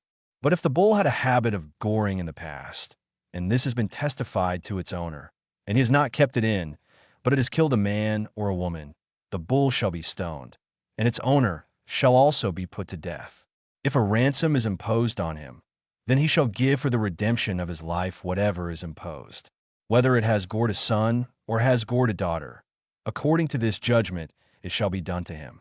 If the bull gores a male servant or a female servant, 30 shekels of silver shall be given to their master, and the ox shall be stoned. If a man opens a pit, or if a man digs a pit and doesn't cover it, and a bull or a donkey falls into it, the owner of the pit shall make it good. He shall give money to its owner, and the dead animal shall be his. If one man's bull injures another's, so that it dies, then they shall sell the live bull and divide its price, and they shall also divide the dead animal. Or if it is known that the bull was in the habit of goring in the past, and its owner has not kept it in, he shall surely pay bull for bull, and the dead animal shall be his own. Chapter 22. If a man steals an ox or a sheep and kills it or sells it, he shall pay 5 oxen for an ox, and 4 sheep for a sheep. If the thief is found breaking in, and is struck so that he dies, there shall be no guilt of bloodshed for him. If the sun has risen on him, he is guilty of bloodshed. He shall make restitution. If he has nothing, then he shall be sold for his theft. If the stolen property is found in his hand alive, whether it is ox, donkey, or sheep, he shall pay double. If a man causes a field or vineyard to be eaten by letting his animal loose, and it grazes in another man's field, he shall make restitution from the best of his own field and from the best of his own vineyard. If fire breaks out and catches in thorns so that the shocks of grain or the standing grain or the field are consumed, he who kindled the fire shall surely make restitution. If a man delivers to his neighbor money or stuff to keep, and it is stolen out of the man's house, if the thief is found, he shall pay double. If the thief isn't found, then the master of the house shall come near to God to find out whether or not he has put his hand on his neighbor's goods. For every matter of trespass, whether it is for ox, for donkey, for sheep, for clothing, or for any kind of lost thing, about which one says, "This is mine," the cause of both parties shall come before God. He whom God condemns shall pay double to his neighbor. If a man delivers to his neighbor a donkey, an ox, a sheep, or any animal to keep, and it dies, or is injured, or driven away, no man seeing it, the oath of the Lord shall be between them both. He has not put his hand on his neighbor's goods, and its owner shall accept it, and he shall not make restitution. But if it is stolen from him, the one who stole shall make restitution to its owner. If it is torn in pieces, let him bring it for evidence. He shall not make good that which was torn. If a man borrows anything of his neighbor's, and it is injured or dies, its owner not being with it, he shall surely make restitution. If its owner is with it, he shall not make it good. If it is a leased thing, it came for its lease. If a man entices a virgin who isn't pledged to be married, and lies with her, he shall surely pay a dowry for her to be his wife. If her father utterly refuses to give her to him, he shall pay money according to the dowry of virgins. You shall not allow a sorceress to live. Whoever has sex with an animal shall surely be put to death. He who sacrifices to any god, except to the Lord only, shall be utterly destroyed. You shall not wrong an alien or oppress him, for you were aliens in the land of Egypt. You shall not take advantage of any widow or fatherless child. If you take advantage of them at all, and they cry at all to me, I will surely hear their cry, and my wrath will grow hot, and I will kill you with the sword, and your wives shall be widows, and your children fatherless. If you lend money to any of my people with you who is poor, you shall not be to him as a creditor. You shall not charge him interest. If you take your neighbor's garment as collateral, you shall restore it to him before the sun goes down, for that is his only covering. It is his garment for his skin. What would he sleep in? It will happen, when he cries to me, that I will hear, for I am gracious. You shall not blaspheme God, nor curse a ruler of your people. You shall not delay to offer from your harvest and from the outflow of your presses. You shall give the firstborn of your sons to me. You shall do likewise with your cattle and with your sheep. It shall be with its mother 7 days. Then on the 8th day you shall give it to me. You shall be holy men to me. Therefore you shall not eat any meat that is torn by animals in the field. You shall cast it to the dogs. Chapter 23. You shall not spread a false report. Don't join your hand with the wicked to be a malicious witness. You shall not follow a crowd to do evil. You shall not testify in court to side with a multitude to pervert justice. You shall not favor a poor man in his cause. If you meet your enemy's ox or his donkey going astray, you shall surely bring it back to him again. If you see the donkey of him who hates you fallen down under his burden, don't leave him. You shall surely help him with it. You shall not deny justice to your poor people in their lawsuits. Keep far from a false charge, and don't kill the innocent and righteous, for I will not justify the wicked. You shall take no bribe, for a bribe blinds those who have sight and perverts the words of the righteous. You shall not oppress an alien, for you know the heart of an alien, since you were aliens in the land of Egypt. For 6 years you shall sow your land, and shall gather in its increase. But the 7th year you shall let it rest and lie fallow, that the poor of your people may eat, and what they leave the animal of the field shall eat. In the same way, you shall deal with your vineyard and with your olive grove. 6 days you shall do your work, and on the 7th day you shall rest, that your ox and your donkey may have rest, and the son of your servant and the alien may be refreshed. Be careful to do all things that I have said to you, and don't invoke the name of other gods, or even let them be heard out of your mouth. You shall observe a feast to me 3 times a year. You shall observe the feast of unleavened bread. 7 days you shall eat unleavened bread, as I commanded you, at the time appointed in the month of W.E.B, for in it you came out of Egypt, and no one shall appear before me empty. And the feast of harvest, the first fruits of your labors, which you sow in the field, and the feast of ingathering, at the end of the year, when you gather in your labors out of the field. 3 times in the year all your males shall appear before the Lord God. You shall not offer the blood of my sacrifice with leavened bread. The fat of my feast shall not remain all night until the morning. You shall bring the first of the first fruits of your ground into the house of the Lord your God. You shall not boil a young goat in its mother's milk. Behold, I send an angel before you, to keep you by the way, and to bring you into the place which I have prepared. Pay attention to him, and listen to his voice. Don't provoke him, for he will not pardon your disobedience, for my name is in him. But if you indeed listen to his voice, and do all that I speak, then I will be an enemy to your enemies, and an adversary to your adversaries. For my angel shall go before you, and bring you in to the Amorite, the Hittite, the Perizzite, the Canaanite, the Hivite, and the Jebusite, and I will cut them off. You shall not bow down to their gods, nor serve them, nor follow their practices, but you shall utterly overthrow them and demolish their pillars. You shall serve the Lord your God, and he will bless your bread and your water, and I will take sickness away from among you. No one will miscarry or be barren in your land.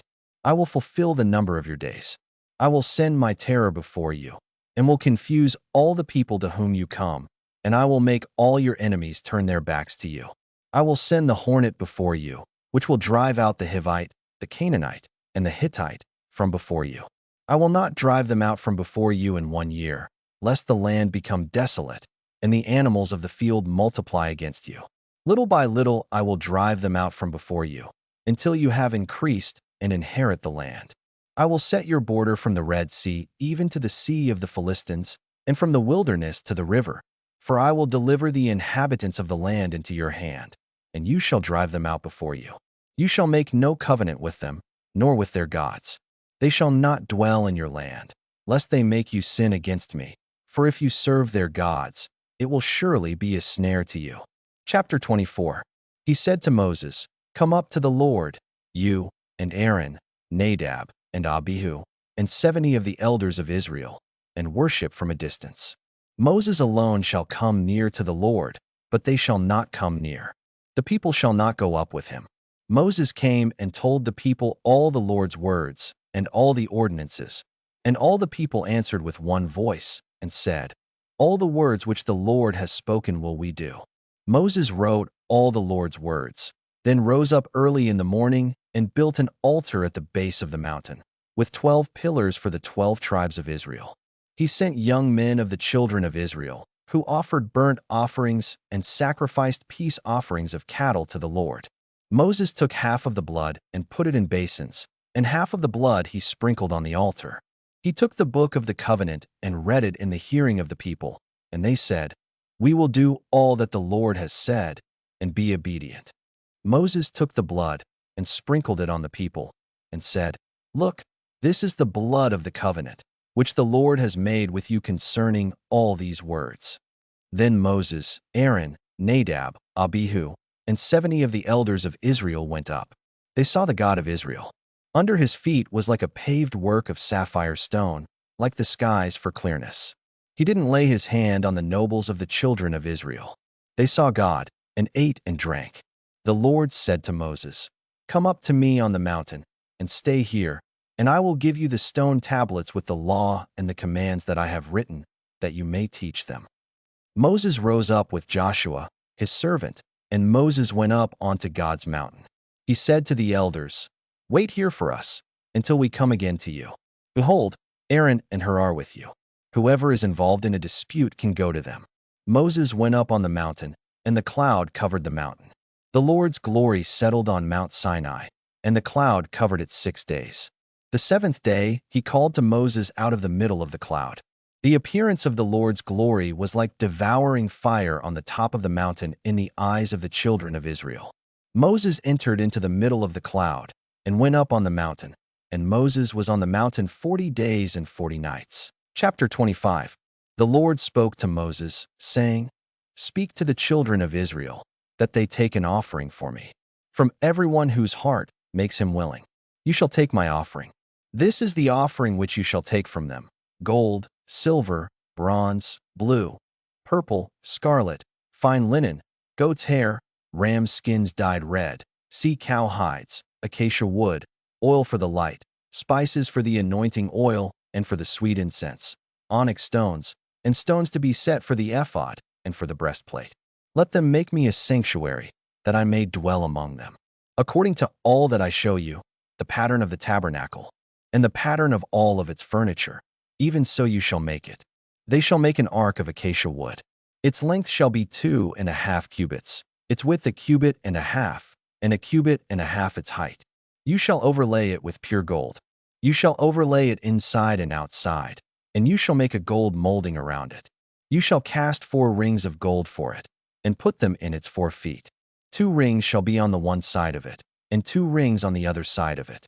You shall make poles of acacia wood, and overlay them with gold. You shall put the poles into the rings on the sides of the ark to carry the ark. The poles shall be in the rings of the ark. They shall not be taken from it. You shall put the covenant which I shall give you into the ark. You shall make a mercy seat of pure gold. 2.5 cubits shall be its length, and 1.5 cubits its width. You shall make 2 cherubim of hammered gold. You shall make them at the 2 ends of the mercy seat. Make 1 cherub at the one end, and 1 cherub at the other end. You shall make the cherubim on its 2 ends of one piece with the mercy seat. The cherubim shall spread out their wings upward, covering the mercy seat with their wings, with their faces toward one another. The faces of the cherubim shall be toward the mercy seat. You shall put the mercy seat on top of the ark, and in the ark you shall put the covenant that I will give you. There I will meet with you, and I will tell you from above the mercy seat, from between the 2 cherubim which are on the ark of the covenant, all that I command you for the children of Israel. You shall make a table of acacia wood. Its length shall be 2 cubits, and its width 1 cubit, and its height 1.5 cubits. You shall overlay it with pure gold, and make a gold molding around it. You shall make a rim of a hand width around it. You shall make a golden molding on its rim around it. You shall make 4 rings of gold for it, and put the rings in the 4 corners that are on its 4 feet. The rings shall be close to the rim, for places for the poles to carry the table. You shall make the poles of acacia wood, and overlay them with gold, that the table may be carried with them. You shall make its dishes, its spoons, its ladles, and its bowls with which to pour out offerings. You shall make them of pure gold. You shall set bread of the presence on the table before me always. You shall make a lampstand of pure gold. The lampstand shall be made of hammered work. Its base, its shaft, its cups, its buds, and its flowers shall be of one piece with it. There shall be 6 branches going out of its sides, 3 branches of the lampstand out of its one side, and 3 branches of the lampstand out of its other side. 3 cups made like almond blossoms in one branch, a bud and a flower, and 3 cups made like almond blossoms in the other branch, a bud and a flower. So for the 6 branches going out of the lampstand. And in the lampstand 4 cups made like almond blossoms, its buds and its flowers, and a bud under 2 branches of one piece with it, and a bud under 2 branches of one piece with it, and a bud under 2 branches of one piece with it for the 6 branches going out of the lampstand. Their buds and their branches shall be of one piece with it, all of it one beaten work of pure gold.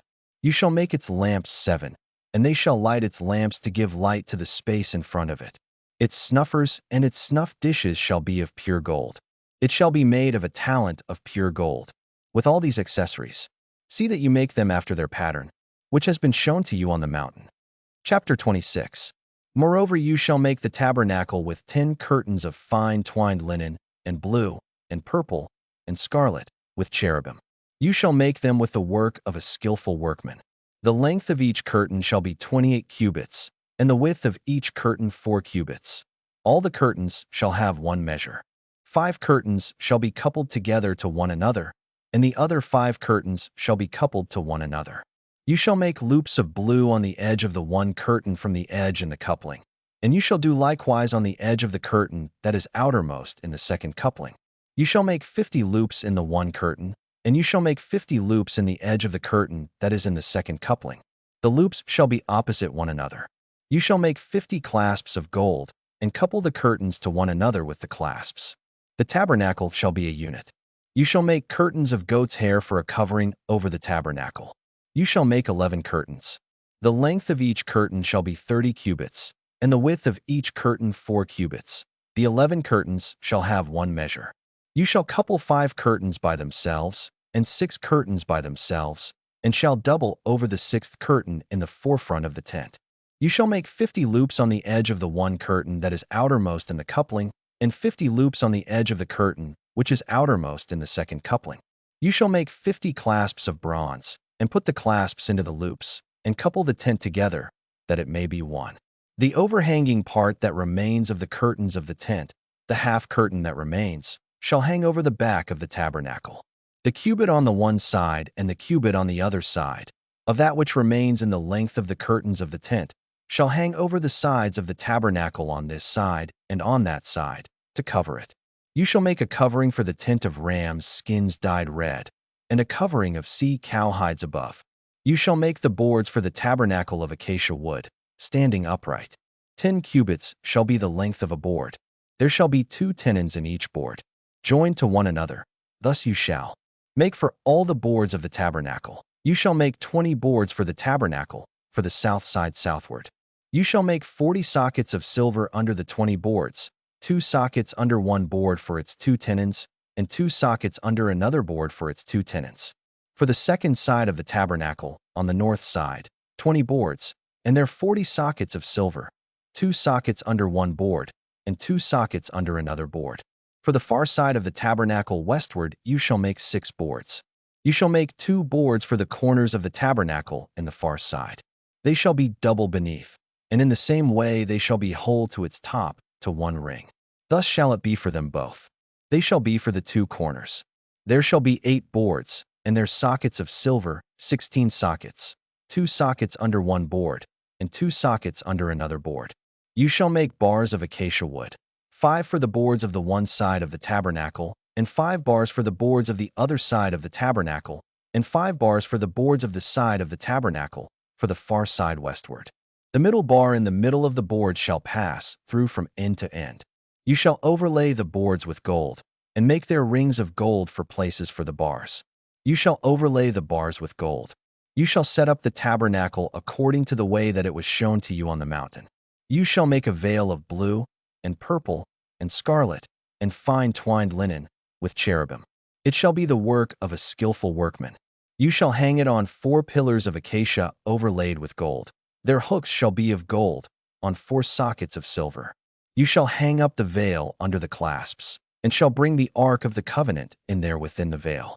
The veil shall separate the holy place from the most holy for you.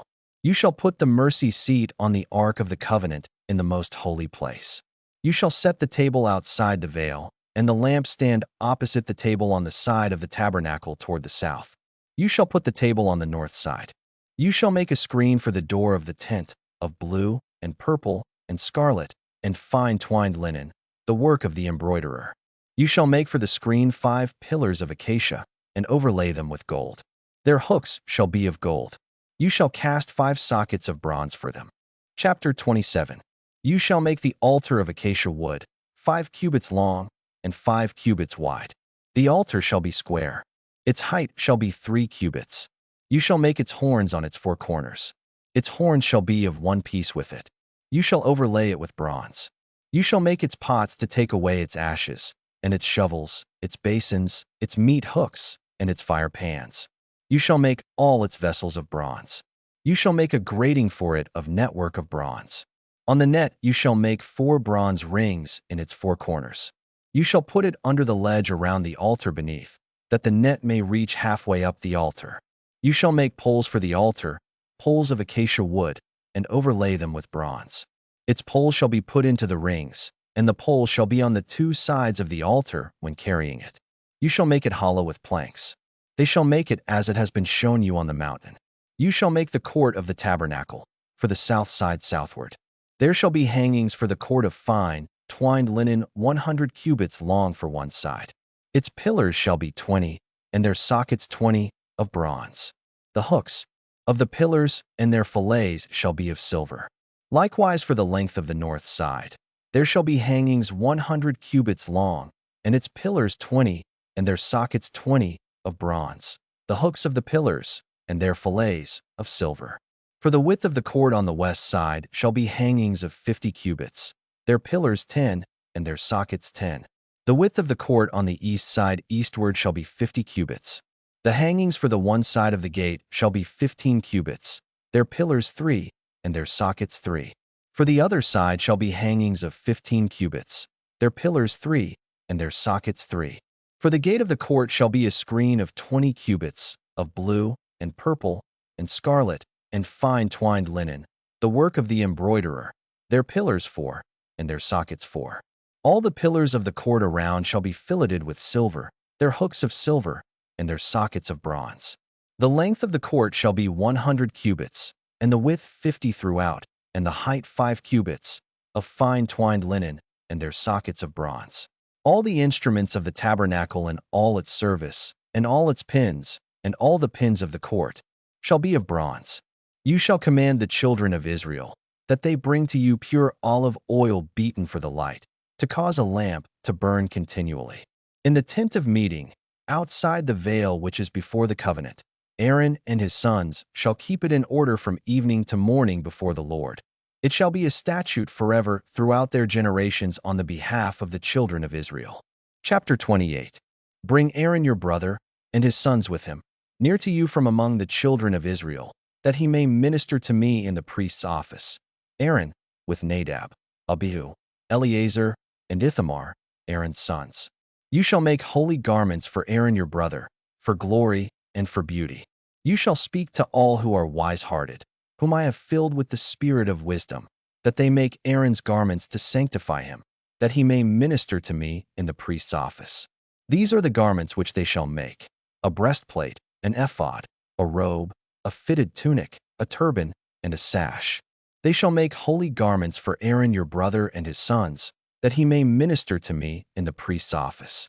They shall use the gold, and the blue, and the purple, and the scarlet, and the fine linen. They shall make the ephod of gold, blue, purple, scarlet, and fine twined linen, the work of the skillful workman. It shall have 2 shoulder straps joined to the 2 ends of it, that it may be joined together. The skillfully woven band, which is on it, shall be like its work and of the same piece, of gold, blue, purple, scarlet, and fine twined linen. You shall take 2 onyx stones, and engrave on them the names of the children of Israel, 6 of their names on the one stone, and the names of the 6 that remain on the other stone, in the order of their birth. With the work of an engraver in stone, like the engravings of a signet, you shall engrave the 2 stones, according to the names of the children of Israel. You shall make them to be enclosed in settings of gold. You shall put the 2 stones on the shoulder straps of the ephod, to be stones of memorial for the children of Israel. Aaron shall bear their names before the Lord on his 2 shoulders for a memorial. You shall make settings of gold, and 2 chains of pure gold. You shall make them like cords of braided work. You shall put the braided chains on the settings. You shall make a breastplate of judgment, the work of the skillful workman. Like the work of the ephod you shall make it, of gold, of blue, and purple, and scarlet, and fine twined linen, you shall make it. It shall be square and folded double. A span shall be its length, and a span its width. You shall set in it settings of stones, for rows of stones. A row of ruby, topaz, and beryl shall be the first row, and the second row a turquoise, a sapphire, and an emerald, and the third row a jacinth, an agate, and an amethyst, and the 4th row a chrysolite, an onyx, and a jasper. They shall be enclosed in gold in their settings. The stones shall be according to the names of the children of Israel, 12, according to their names, like the engravings of a signet, every one according to his name. They shall be for the 12 tribes. You shall make on the breastplate chains like cords, of braided work of pure gold. You shall make on the breastplate 2 rings of gold, and shall put the 2 rings on the 2 ends of the breastplate. You shall put the 2 braided chains of gold in the 2 rings at the ends of the breastplate. The other 2 ends of the 2 braided chains you shall put on the 2 settings, and put them on the shoulder straps of the ephod in its forepart. You shall make 2 rings of gold, and you shall put them on the 2 ends of the breastplate, on its edge, which is toward the side of the ephod inward. You shall make 2 rings of gold, and shall put them on the 2 shoulder straps of the ephod underneath, in its forepart, close by its coupling, above the skillfully woven band of the ephod. They shall bind the breastplate by its rings to the rings of the ephod, with a lace of blue, that it may be on the skillfully woven band of the ephod, and that the breastplate may not swing out from the ephod. Aaron shall bear the names of the children of Israel in the breastplate of judgment on his heart, when he goes into the holy place, for a memorial before the Lord continually. You shall put in the breastplate of judgment the Urim and the Thummim, and they shall be on Aaron's heart, when he goes in before the Lord. Aaron shall bear the judgment of the children of Israel on his heart before the Lord continually. You shall make the robe of the ephod all of blue. It shall have a hole for the head in the middle of it. It shall have a binding of woven work around its hole, as it were the hole of a coat of mail, that it not be torn. On its hem you shall make pomegranates of blue, and of purple, and of scarlet, all around its hem, with bells of gold between and around them. A golden bell and a pomegranate. A golden bell and a pomegranate, around the hem of the robe. It shall be on Aaron to minister, and its sound shall be heard when he goes into the holy place before the Lord, and when he comes out, that he not die. You shall make a plate of pure gold, and engrave on it, like the engravings of a signet, holy to the Lord. You shall put it on a lace of blue, and it shall be on the sash. It shall be on the front of the sash. It shall be on Aaron's forehead, and Aaron shall bear the iniquity of the holy things, which the children of Israel shall make holy in all their holy gifts. And it shall be always on his forehead, that they may be accepted before the Lord. You shall weave the tunic with fine linen. You shall make a turban of fine linen. You shall make a sash, the work of the embroiderer. You shall make tunics for Aaron's sons. You shall make sashes for them. You shall make headbands for them, for glory and for beauty. You shall put them on Aaron your brother, and on his sons with him, and shall anoint them, and consecrate them, and sanctify them, that they may minister to me in the priest's office. You shall make them linen pants to cover their naked flesh. They shall reach from the waist even to the thighs. They shall be on Aaron and on his sons, when they go into the tent of meeting, or when they come near to the altar to minister in the holy place, that they don't bear iniquity and die. This shall be a statute forever to him and to his offspring after him. Chapter 29. This is the thing that you shall do to them to make them holy, to minister to me in the priest's office. Take 1 young bull and 2 rams without defect, unleavened bread, unleavened cakes mixed with oil, and unleavened wafers anointed with oil. You shall make them of fine wheat flour. You shall put them into 1 basket, and bring them in the basket, with the bull and the 2 rams. You shall bring Aaron and his sons to the door of the tent of meeting, and shall wash them with water. You shall take the garments, and put on Aaron the tunic, the robe of the ephod, and the breastplate, and clothe him with the skillfully woven band of the ephod. You shall set the turban on his head, and put the holy crown on the turban. Then you shall take the anointing oil, and pour it on his head, and anoint him. You shall bring his sons, and put tunics on them. You shall clothe them with belts, Aaron and his sons, and bind headbands on them. They shall have the priesthood by a perpetual statute. You shall consecrate Aaron and his sons. You shall bring the bull before the tent of meeting, and Aaron and his sons shall lay their hands on the head of the bull. You shall kill the bull before the Lord at the door of the tent of meeting. You shall take of the blood of the bull, and put it on the horns of the altar with your finger, and you shall pour out all the blood at the base of the altar. You shall take all the fat that covers the innards, the cover of the liver, the 2 kidneys, and the fat that is on them, and burn them on the altar. But the meat of the bull, and its skin, and its dung, you shall burn with fire outside of the camp. It is a sin offering. You shall also take the 1 ram, and Aaron and his sons shall lay their hands on the head of the ram. You shall kill the ram, and you shall take its blood, and sprinkle it around on the altar. You shall cut the ram into its pieces, and wash its innards, and its legs, and put them with its pieces, and with its head. You shall burn the whole ram on the altar. It is a burnt offering to the Lord. It is a pleasant aroma, an offering made by fire to the Lord. You shall take the other ram, and Aaron and his sons shall lay their hands on the head of the ram. Then you shall kill the ram, and take some of its blood, and put it on the tip of the right ear of Aaron, and on the tip of the right ear of his sons, and on the thumb of their right hand, and on the big toe of their right foot, and sprinkle the blood around on the altar. You shall take of the blood that is on the altar, and of the anointing oil, and sprinkle it on Aaron, and on his garments, and on his sons, and on the garments of his sons with him. And he shall be made holy, and his garments, and his sons' garments with him. Also you shall take some of the ram's fat, the fat tail, the fat that covers the innards, the cover of the liver, the 2 kidneys, the fat that is on them, and the right thigh, for it is a ram of consecration, and 1 loaf of bread, 1 cake of oiled bread, and 1 wafer out of the basket of unleavened bread that is before the Lord. You shall put all of this in Aaron's hands, and in his sons' hands, and shall wave them for a wave offering before the Lord. You shall take them from their hands, and burn them on the altar on the burnt offering, for a pleasant aroma before the Lord. It is an offering made by fire to the Lord. You shall take the breast of Aaron's ram of consecration, and wave it for a wave offering before the Lord. It shall be your portion. You shall sanctify the breast of the wave offering and the thigh of the wave offering, which is waved, and which is raised up, of the ram of consecration, even of that which is for Aaron, and of that which is for his sons. It shall be for Aaron and his sons as their portion forever from the children of Israel, for it is a wave offering. It shall be a wave offering from the children of Israel of the sacrifices of their peace offerings, even their wave offering to the Lord. The holy garments of Aaron shall be for his sons after him, to be anointed in them, and to be consecrated in them. 7 days shall the son who is priest in his place put them on, when he comes into the tent of meeting to minister in the holy place. You shall take the ram of consecration and boil its meat in a holy place. Aaron and his sons shall eat the meat of the ram and the bread that is in the basket at the door of the tent of meeting. They shall eat those things with which atonement was made, to consecrate and sanctify them, but a stranger shall not eat of it, because they are holy.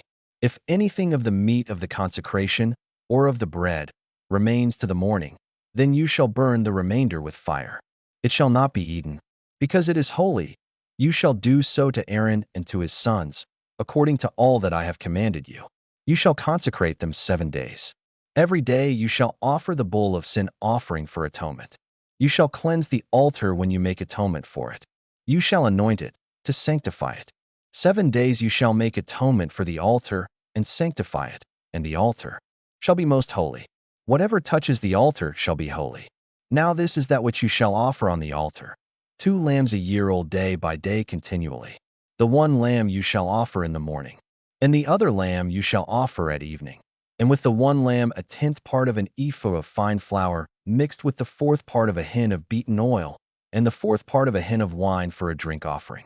The other lamb you shall offer at evening, and shall do to it according to the meal offering of the morning, and according to its drink offering, for a pleasant aroma, an offering made by fire to the Lord.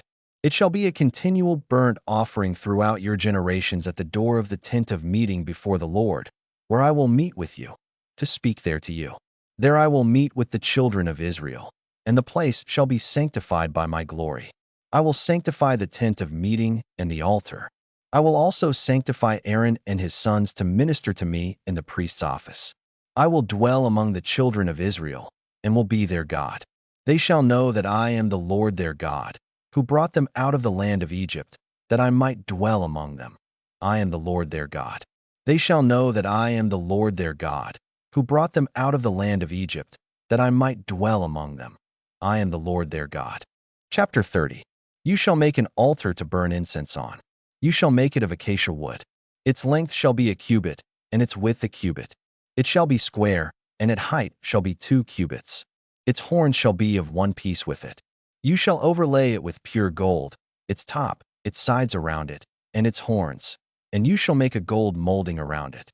You shall make 2 golden rings for it under its molding. On its 2 ribs, on its 2 sides you shall make them, and they shall be for places for poles with which to bear it. You shall make the poles of acacia wood, and overlay them with gold. You shall put it before the veil that is by the ark of the covenant, before the mercy seat that is over the covenant, where I will meet with you. Aaron shall burn incense of sweet spices on it every morning. When he tends the lamps, he shall burn it. When Aaron lights the lamps at evening, he shall burn it, a perpetual incense before the Lord throughout your generations. You shall offer no strange incense on it, nor burnt offering, nor meal offering, and you shall pour no drink offering on it. Aaron shall make atonement on its horns once in the year. With the blood of the sin offering of atonement once in the year, he shall make atonement for it throughout your generations. It is most holy to the Lord. The Lord spoke to Moses, saying, When you take a census of the children of Israel, according to those who are counted among them, then each man shall give a ransom for his soul to the Lord when you count them, that there be no plague among them when you count them. They shall give this: everyone who passes over to those who are counted, half a shekel according to the shekel of the sanctuary. The shekel is 20 gerahs, half a shekel for an offering to the Lord. Everyone who passes over to those who are counted, from 20 years old and upward, shall give the offering to the Lord. The rich shall not give more, and the poor shall not give less than the half shekel, when they give the offering of the Lord, to make atonement for your souls. You shall take the atonement money from the children of Israel, and shall appoint it for the service of the tent of meeting, that it may be a memorial for the children of Israel before the Lord, to make atonement for your souls. The Lord spoke to Moses, saying, You shall also make a basin of bronze, and its base of bronze, in which to wash. You shall put it between the tent of meeting and the altar, and you shall put water it. Aaron and his sons shall wash their hands and their feet in it. When they go into the tent of meeting, they shall wash with water, that they not die. Or when they come near to the altar to minister, to burn an offering made by fire to the Lord. So they shall wash their hands and their feet, that they not die. This shall be a statute forever to them, even to him and to his descendants throughout their generations. Moreover, the Lord spoke to Moses, saying, Also take fine spices, of liquid myrrh, 500 shekels, and of fragrant cinnamon half as much, even 250, and of fragrant cane, 250, and of cassia 500, according to the shekel of the sanctuary, and in of olive oil. You shall make it into a holy anointing oil, a perfume compounded after the art of the perfumer. It shall be a holy anointing oil. You shall use it to anoint the tent of meeting, the ark of the covenant, the table and all its articles, the lampstand and its accessories, the altar of incense, the altar of burnt offering with all its utensils, and the basin with its base. You shall sanctify them, that they may be most holy. Whatever touches them shall be holy. You shall anoint Aaron and his sons, and sanctify them, that they may minister to me in the priest's office. You shall use it to anoint the tent of meeting, the ark of the covenant, the table and all its articles, the lampstand and its accessories, the altar of incense, the altar of burnt offering with all its utensils, and the basin with its base. You shall sanctify them, that they may be most holy. Whatever touches them shall be holy. You shall anoint Aaron and his sons, and sanctify them, that they may minister to me in the priest's office. You shall beat some of it very small, and put some of it before the covenant in the tent of meeting, where I will meet with you. It shall be to you most holy. You shall not make this incense, according to its composition, for yourselves. It shall be to you holy for the Lord. Whoever shall make any like that, to smell of it, he shall be cut off from his people. Chapter 31. The Lord spoke to Moses, saying, Behold, I have called by name Bezalel the son of Uri, the son of Hur, of the tribe of Judah. I have filled him with the Spirit of God, in wisdom, and in understanding, and in knowledge, and in all kinds of workmanship, to devise skillful works, to work in gold, and in silver, and in bronze, and in cutting of stones for setting, and in carving of wood, to work in all kinds of workmanship. Behold, I myself have appointed with him Oholiab, the son of Ahisamach, of the tribe of Dan. And in the heart of all who are wise-hearted I have put wisdom, that they may make all that I have commanded you: the tent of meeting, the ark of the covenant, the mercy seat that is on it, all the furniture of the tent, the table and its vessels, the pure lampstand with all its vessels, the altar of incense, the altar of burnt offering with all its vessels, the basin and its base, the finely worked garments, the holy garments for Aaron the priest, the garments of his sons to minister in the priest's office, the anointing oil, and the incense of sweet spices for the holy place. According to all that I have commanded you they shall do. The Lord spoke to Moses, saying, Speak also to the children of Israel, saying, Most certainly you shall keep my Sabbaths, for it is a sign between me and you throughout your generations, that you may know that I am the Lord who sanctifies you. You shall keep the Sabbath therefore, for it is holy to you. Everyone who profanes it shall surely be put to death. For whoever does any work therein, that soul shall be cut off from among his people. 6 days shall work be done, but on the 7th day is a Sabbath of solemn rest, holy to the Lord. Whoever does any work on the Sabbath day shall surely be put to death. Therefore the children of Israel shall keep the Sabbath, to observe the Sabbath throughout their generations, for a perpetual covenant. It is a sign between me and the children of Israel forever. For in 6 days the Lord made heaven and earth, and on the 7th day he rested and was refreshed. When he finished speaking with him on Mount Sinai, he gave Moses the 2 tablets of the covenant, stone tablets, written with God's finger. Chapter 32. When the people saw that Moses delayed coming down from the mountain, the people gathered themselves together to Aaron and said to him, Come, make us gods, which shall go before us. For as for this Moses, the man who brought us up out of the land of Egypt, we don't know what has become of him. Aaron said to them, Take off the golden rings, which are in the ears of your wives, of your sons, and of your daughters, and bring them to me. All the people took off the golden rings which were in their ears and brought them to Aaron. He received what they handed him, fashioned it with an engraving tool, and made it a molded calf. Then they said, "These are your gods, Israel, which brought you up out of the land of Egypt." When Aaron saw this, he built an altar before it, and Aaron made a proclamation and said, "Tomorrow shall be a feast to the Lord." They rose up early on the next day and offered burnt offerings and brought peace offerings, and the people sat down to eat and to drink and rose up to play. The Lord spoke to Moses, "Go, get down, for your people, whom you brought up out of the land of Egypt, have corrupted themselves. They have turned away quickly out of the way which I commanded them. They have made themselves a molded calf, and have worshipped it, and have sacrificed to it, and said, 'These are your gods, Israel, which brought you up out of the land of Egypt.'" The Lord said to Moses, "I have seen these people, and behold, they are a stiff-necked people. Now therefore leave me alone, that my wrath may burn hot against them, and that I may consume them, and I will make of you a great nation." Moses begged the Lord his God, and said, "Lord, why does your wrath burn hot against your people, that you have brought out of the land of Egypt with great power and with a mighty hand? Why should the Egyptians talk, saying, 'He brought them out for evil, to kill them in the mountains, and to consume them from the surface of the earth'? Turn from your fierce wrath, and turn away from this evil against your people.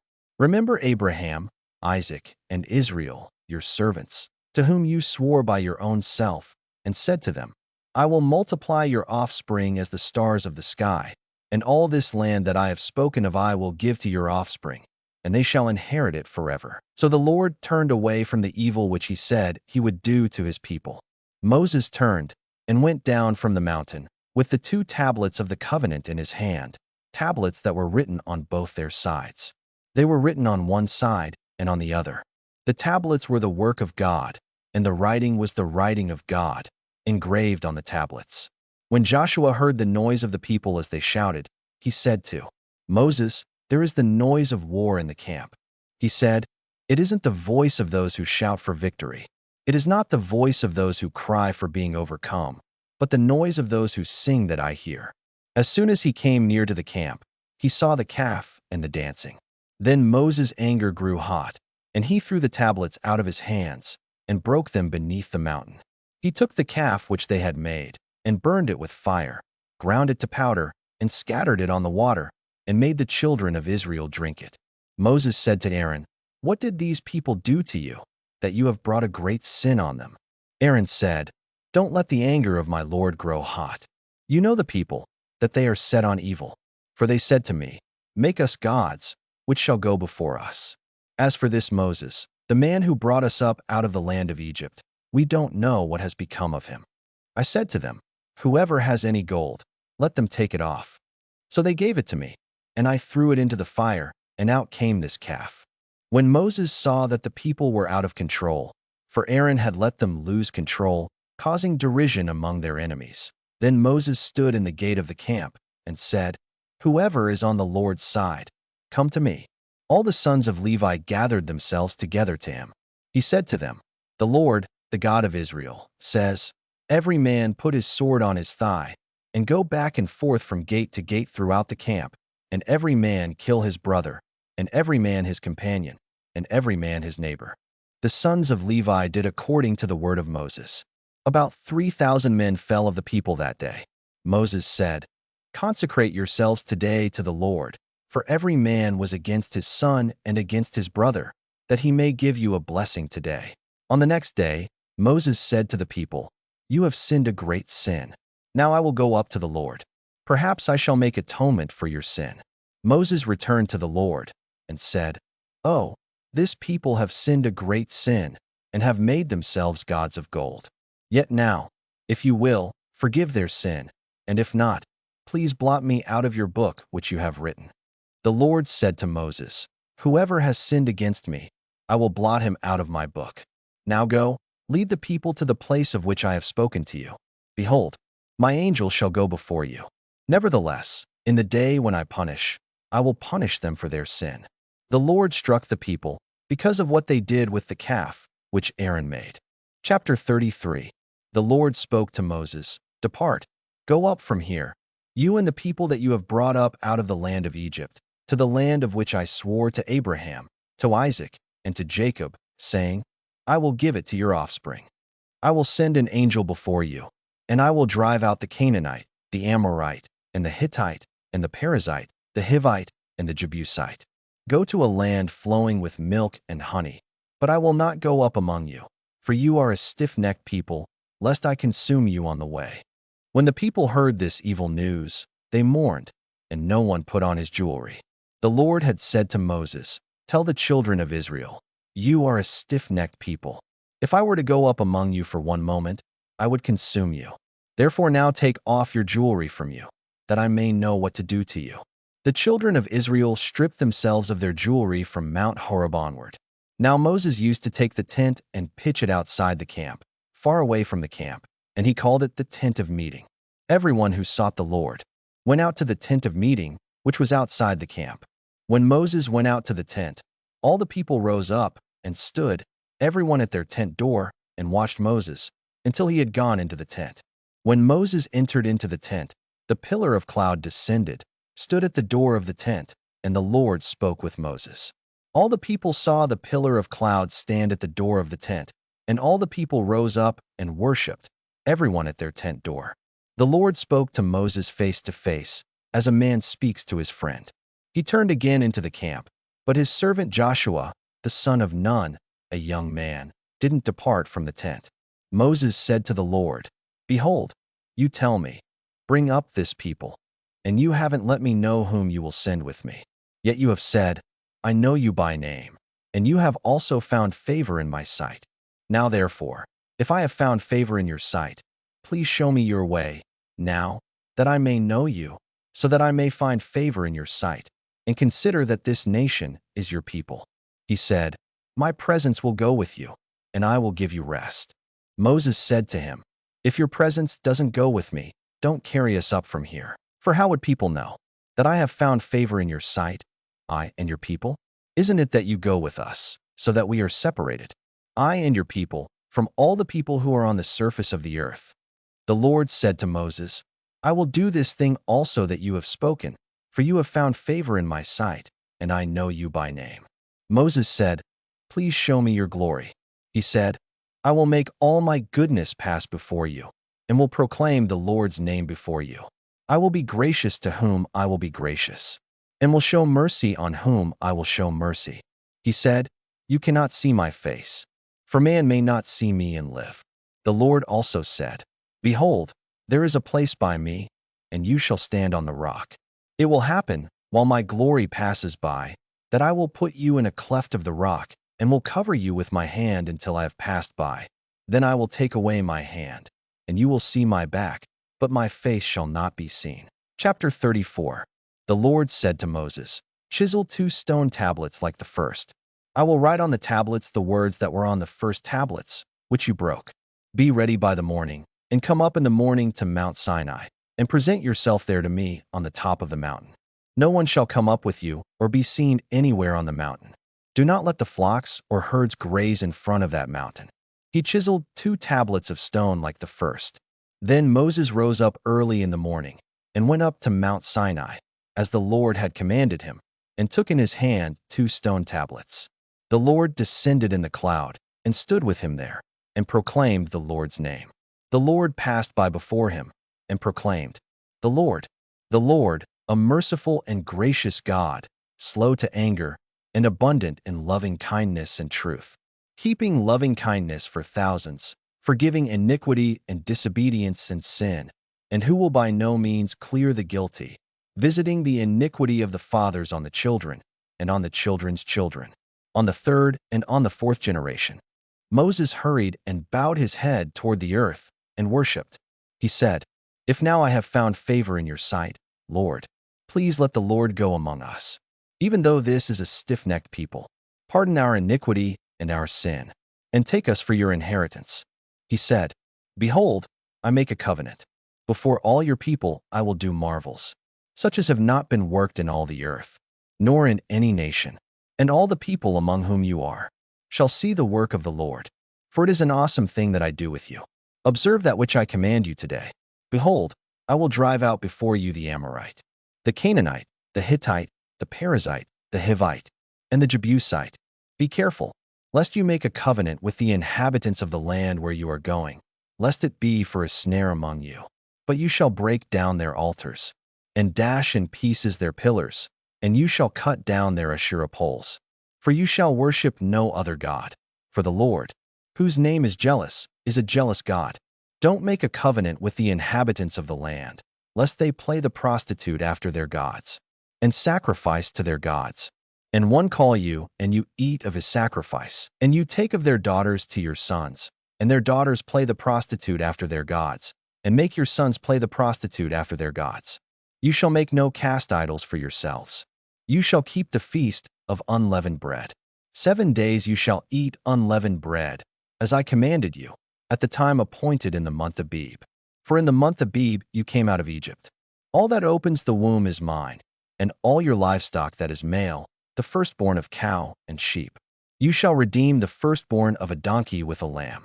If you will not redeem it, then you shall break its neck. You shall redeem all the firstborn of your sons. No one shall appear before me empty. 6 days you shall work, but on the 7th day you shall rest. In plowing time and in harvest you shall rest. You shall observe the feast of weeks with the first fruits of wheat harvest, and the feast of harvest at the year's end. 3 times in the year all your males shall appear before the Lord God, the God of Israel. For I will drive out nations before you and enlarge your borders. Neither shall any man desire your land when you go up to appear before the Lord, your God, 3 times in the year. You shall not offer the blood of my sacrifice with leavened bread. The sacrifice of the feast of the Passover shall not be left to the morning. You shall bring the first of the first fruits of your ground to the house of the Lord your God. You shall not boil a young goat in its mother's milk. The Lord said to Moses, Write these words, for in accordance with these words I have made a covenant with you and with Israel. He was there with the Lord 40 days and 40 nights. He neither ate bread nor drank water. He wrote on the tablets the words of the covenant, the 10 commandments. When Moses came down from Mount Sinai with the 2 tablets of the covenant in Moses' hand, when he came down from the mountain, Moses didn't know that the skin of his face shone by reason of his speaking with him. When Aaron and all the children of Israel saw Moses, behold, the skin of his face shone, and they were afraid to come near him. Moses called to them, and Aaron and all the rulers of the congregation returned to him, and Moses spoke to them. Chapter 35. Moses assembled all the congregation of the children of Israel, and said to them, These are the words which the Lord has commanded, that you should do them. 6 days shall work be done, but on the 7th day there shall be a holy day for you, a Sabbath of solemn rest to the Lord. Whoever does any work in it shall be put to death. You shall kindle no fire throughout your habitations on the Sabbath day. Moses spoke to all the congregation of the children of Israel, saying, This is the thing which the Lord commanded, saying, Take from among you an offering to the Lord. Whoever is of a willing heart, let him bring it as the Lord's offering: gold, silver, bronze, blue, purple, scarlet, fine linen, goat's hair, ram skins dyed red, sea cow hides, acacia wood, oil for the light, spices for the anointing oil and for the sweet incense, onyx stones, and stones to be set for the ephod and for the breastplate.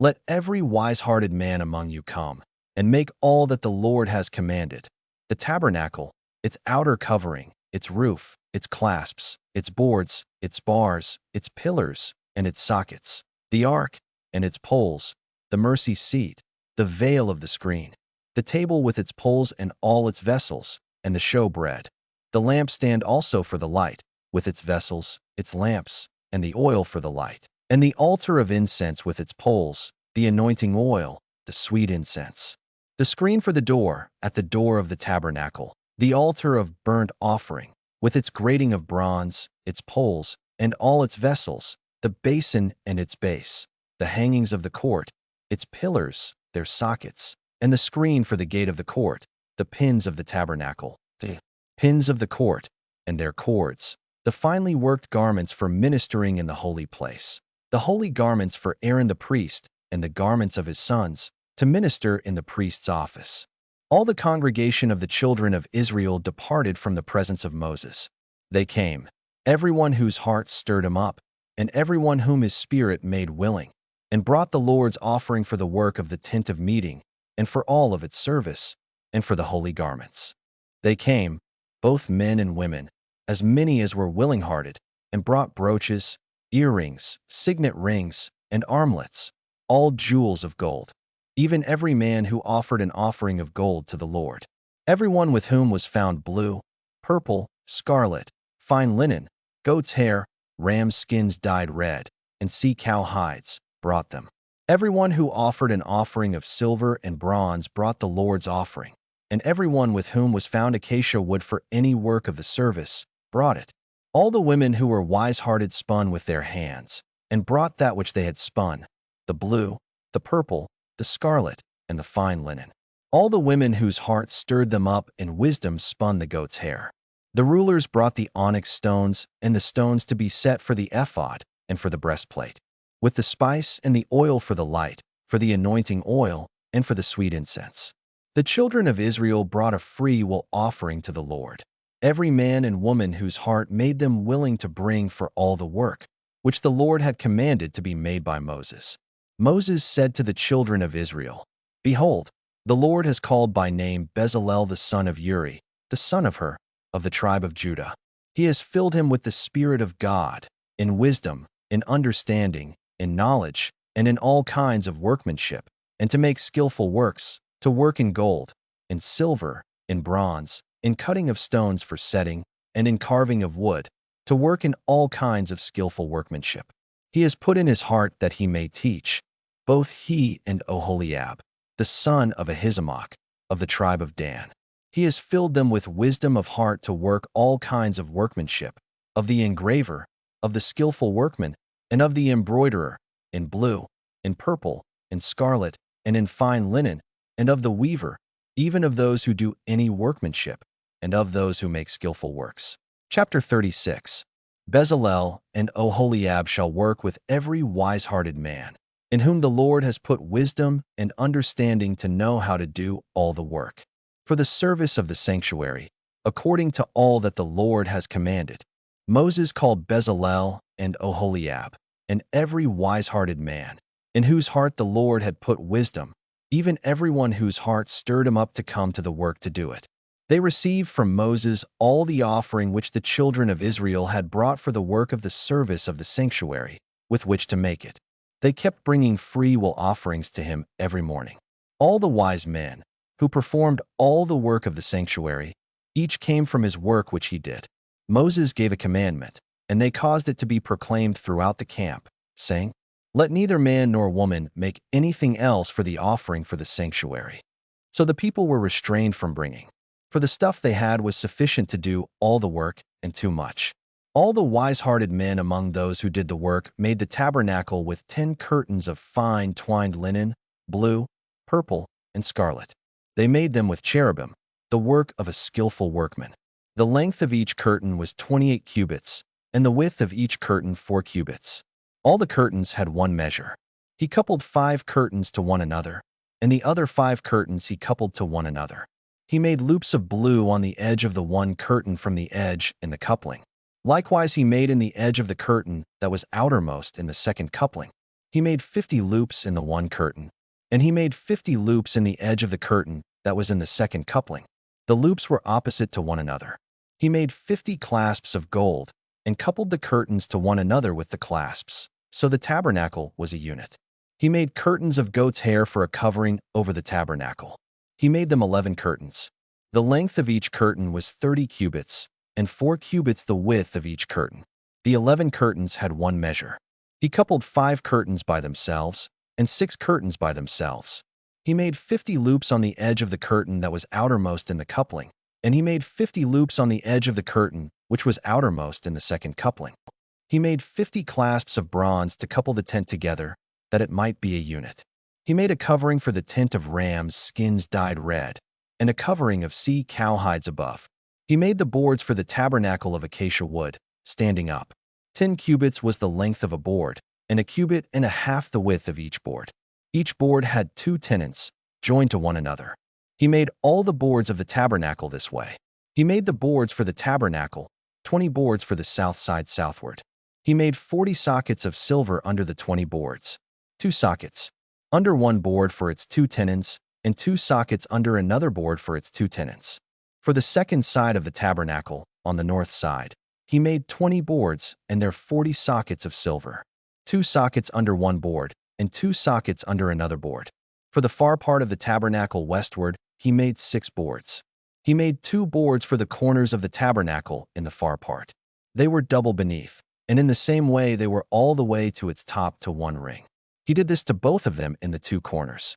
There were 8 boards and their sockets of silver, 16 sockets. Under every board 2 sockets. He made bars of acacia wood, 5 for the boards of the one side of the tabernacle, and 5 bars for the boards of the other side of the tabernacle, and 5 bars for the boards of the tabernacle for the hinder part westward. He made the middle bar to pass through in the middle of the boards from the one end to the other. He overlaid the boards with gold, and made their rings of gold as places for the bars, and overlaid the bars with gold. He made the veil of blue, purple, scarlet, and fine twined linen, with cherubim. He made it the work of a skillful workman. He made 4 pillars of acacia for it, and overlaid them with gold. Their hooks were of gold. He cast 4 sockets of silver for them. He made a screen for the door of the tent, of blue, purple, scarlet, and fine twined linen, the work of an embroiderer, and the 5 pillars of it with their hooks. He overlaid their capitals and their fillets with gold, and their 5 sockets were of bronze. Chapter 37. Bezalel made the ark of acacia wood. Its length was 2.5 cubits, and its width 1.5 cubits, and 1.5 cubits its height. He overlaid it with pure gold inside and outside, and made a molding of gold for it around it. He cast 4 rings of gold for it in its 4 feet, 2 rings on its one side, and 2 rings on its other side. He made poles of acacia wood and overlaid them with gold. He put the poles into the rings on the sides of the ark, to bear the ark. He made a mercy seat of pure gold. Its length was 2.5 cubits, and 1.5 cubits its width. He made 2 cherubim of gold. He made them of beaten work at the 2 ends of the mercy seat, 1 cherub at the one end, and 1 cherub at the other end. He made the cherubim of one piece with the mercy seat at its 2 ends. The cherubim spread out their wings above, covering the mercy seat with their wings, with their faces toward one another. The faces of the cherubim were toward the mercy seat. He made the table of acacia wood. Its length was 2 cubits, and its width was 1 cubit, and its height was 1.5 cubits. He overlaid it with pure gold, and made a gold molding around it. He made a border of a hand's width around it, and made a golden molding on its border around it. He cast 4 rings of gold for it, and put the rings in the 4 corners that were on its 4 feet. The rings were close by the border, the places for the poles to carry the table. He made the poles of acacia wood, and overlaid them with gold, to carry the table. He made the vessels which were on the table, its dishes, its spoons, its bowls, and its pitchers with which to pour out, of pure gold. He made the lampstand of pure gold. He made the lampstand of beaten work. Its base, its shaft, its cups, its buds, and its flowers were of one piece with it. There were 6 branches going out of its sides, 3 branches of the lampstand out of its one side, and 3 branches of the lampstand out of its other side. 3 cups made like almond blossoms in one branch, a bud and a flower, and 3 cups made like almond blossoms in the other branch, a bud and a flower. So for the 6 branches going out of the lampstand. In the lampstand were 4 cups made like almond blossoms, its buds and its flowers, and a bud under 2 branches of one piece with it, and a bud under 2 branches of one piece with it, and a bud under 2 branches of one piece with it, for the 6 branches going out of it. Their buds and their branches were of one piece with it. The whole thing was one beaten work of pure gold. He made its 7 lamps, and its snuffers, and its snuff dishes of pure gold. He made it of a talent of pure gold, with all its vessels. He made the altar of incense of acacia wood. It was square. Its length was 1 cubit, and its width 1 cubit.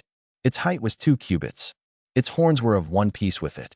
He overlaid it with pure gold. Its top, its sides around it, and its horns. He made a gold molding around it. He made 2 golden rings for it under its molding crown, on its 2 ribs, on its 2 sides, for places for poles with which to carry it. He made the poles of acacia wood, and overlaid them with gold. He made the holy anointing oil and the pure incense of sweet spices, after the art of the perfumer. Chapter 38. He made the altar of burnt offering of acacia wood. It was square. Its length was 5 cubits, its width was 5 cubits, and its height was 3 cubits. He made its horns on its 4 corners. Its horns were of one piece with it, and he overlaid it with bronze.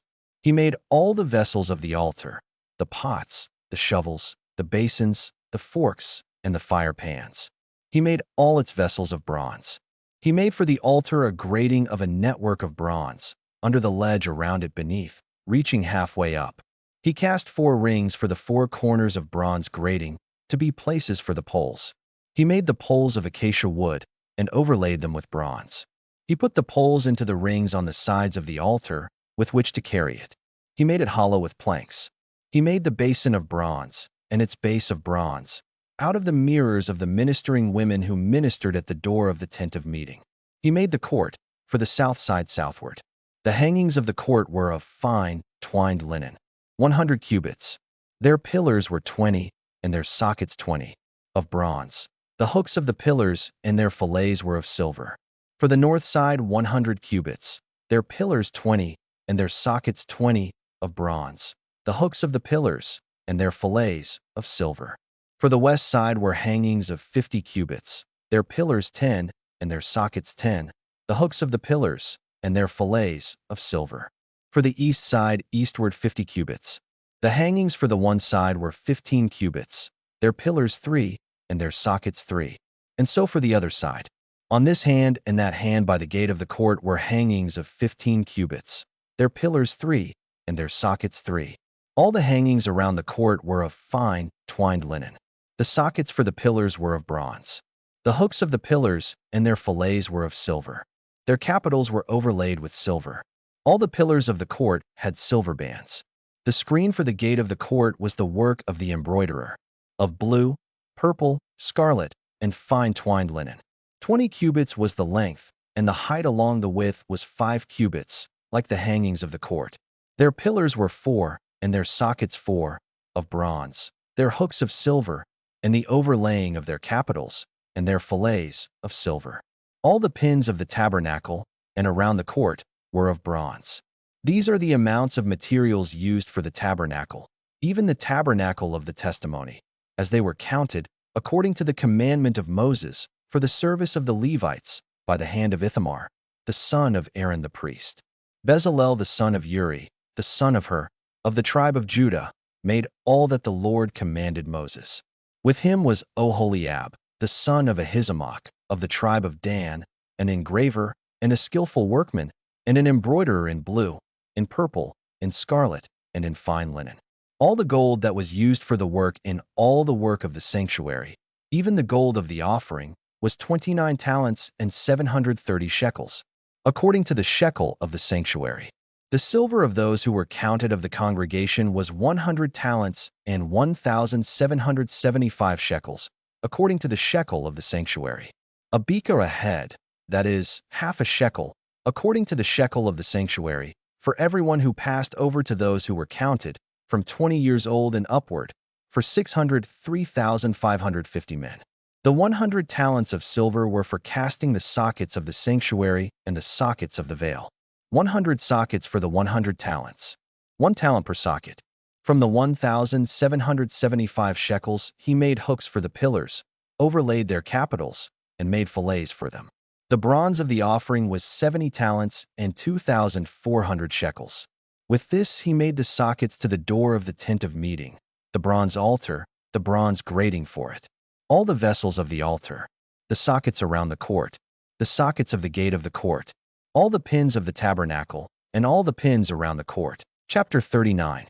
Of the blue, purple, and scarlet, they made finely worked garments for ministering in the holy place, and made the holy garments for Aaron, as the Lord commanded Moses.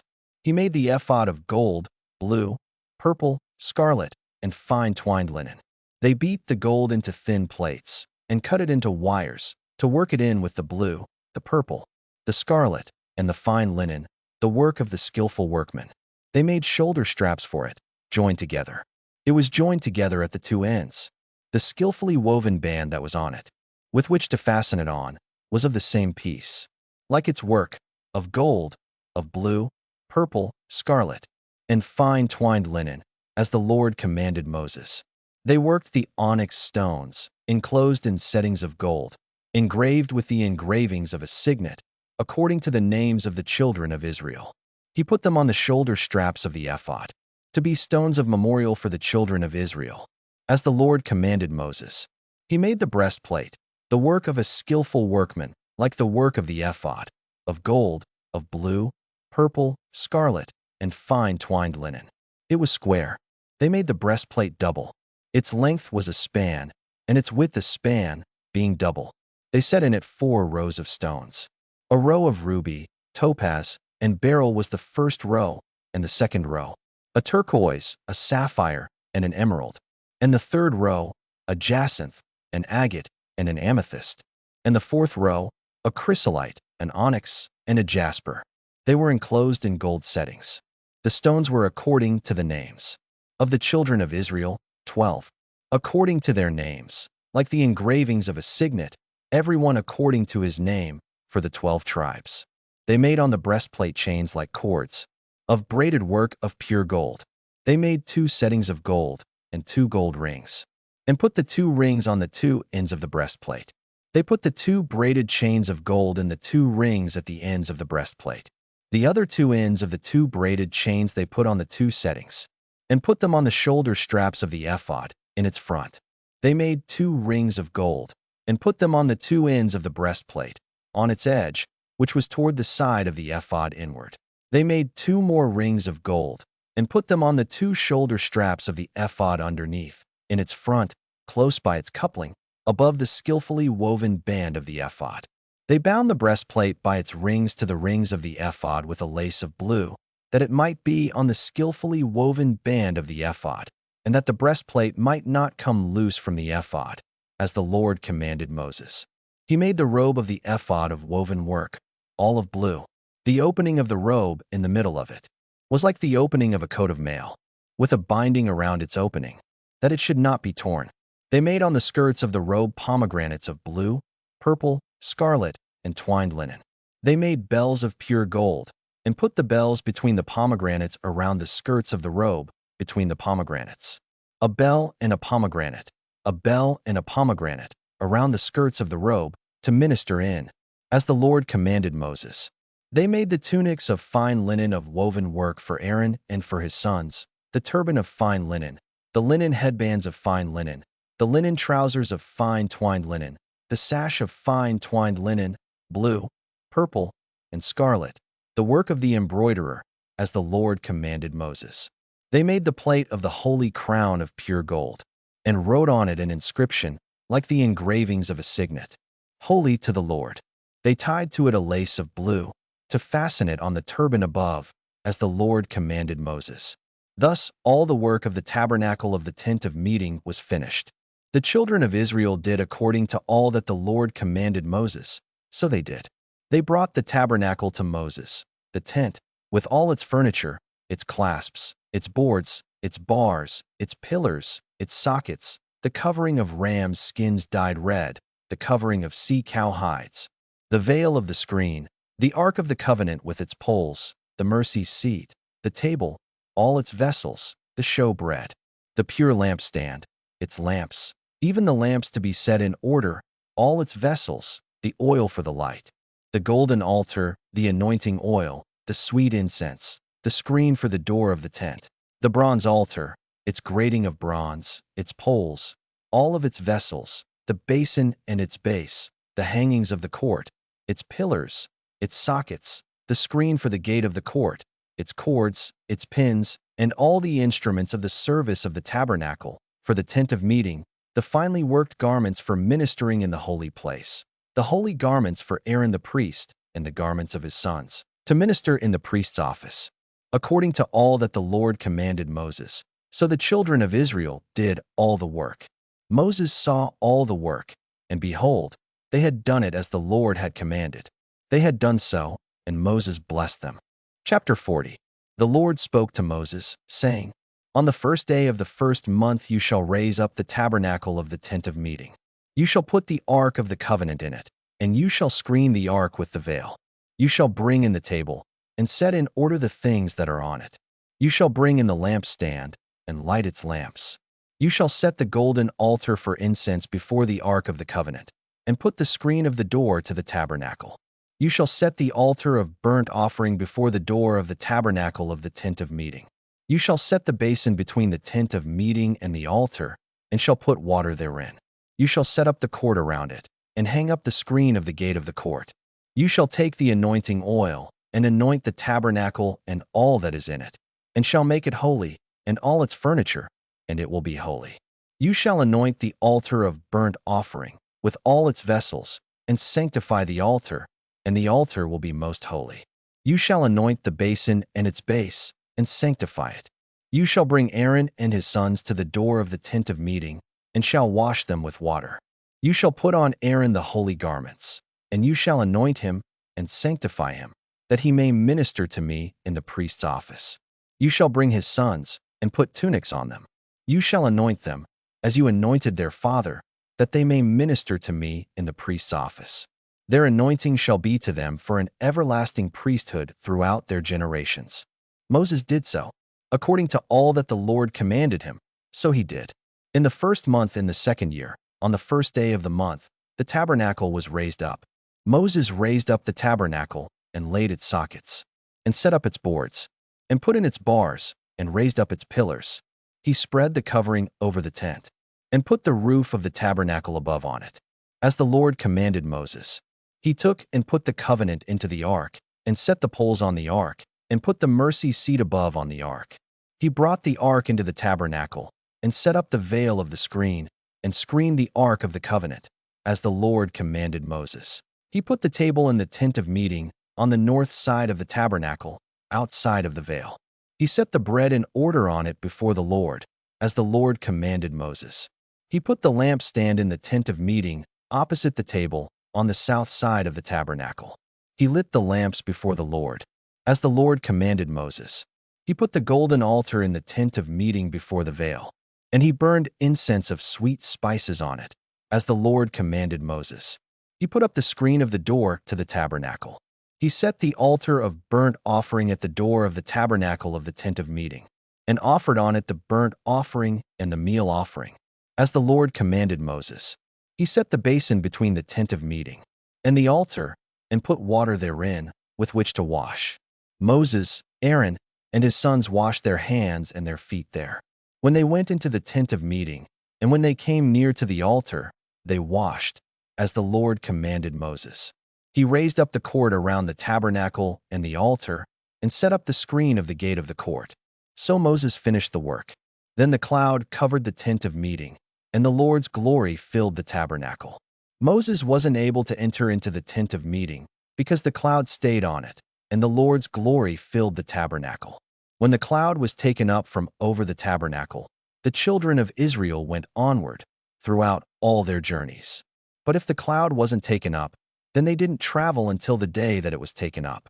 For the cloud of the Lord was on the tabernacle by day, and there was fire in the cloud by night, in the sight of all the house of Israel, throughout all their journeys.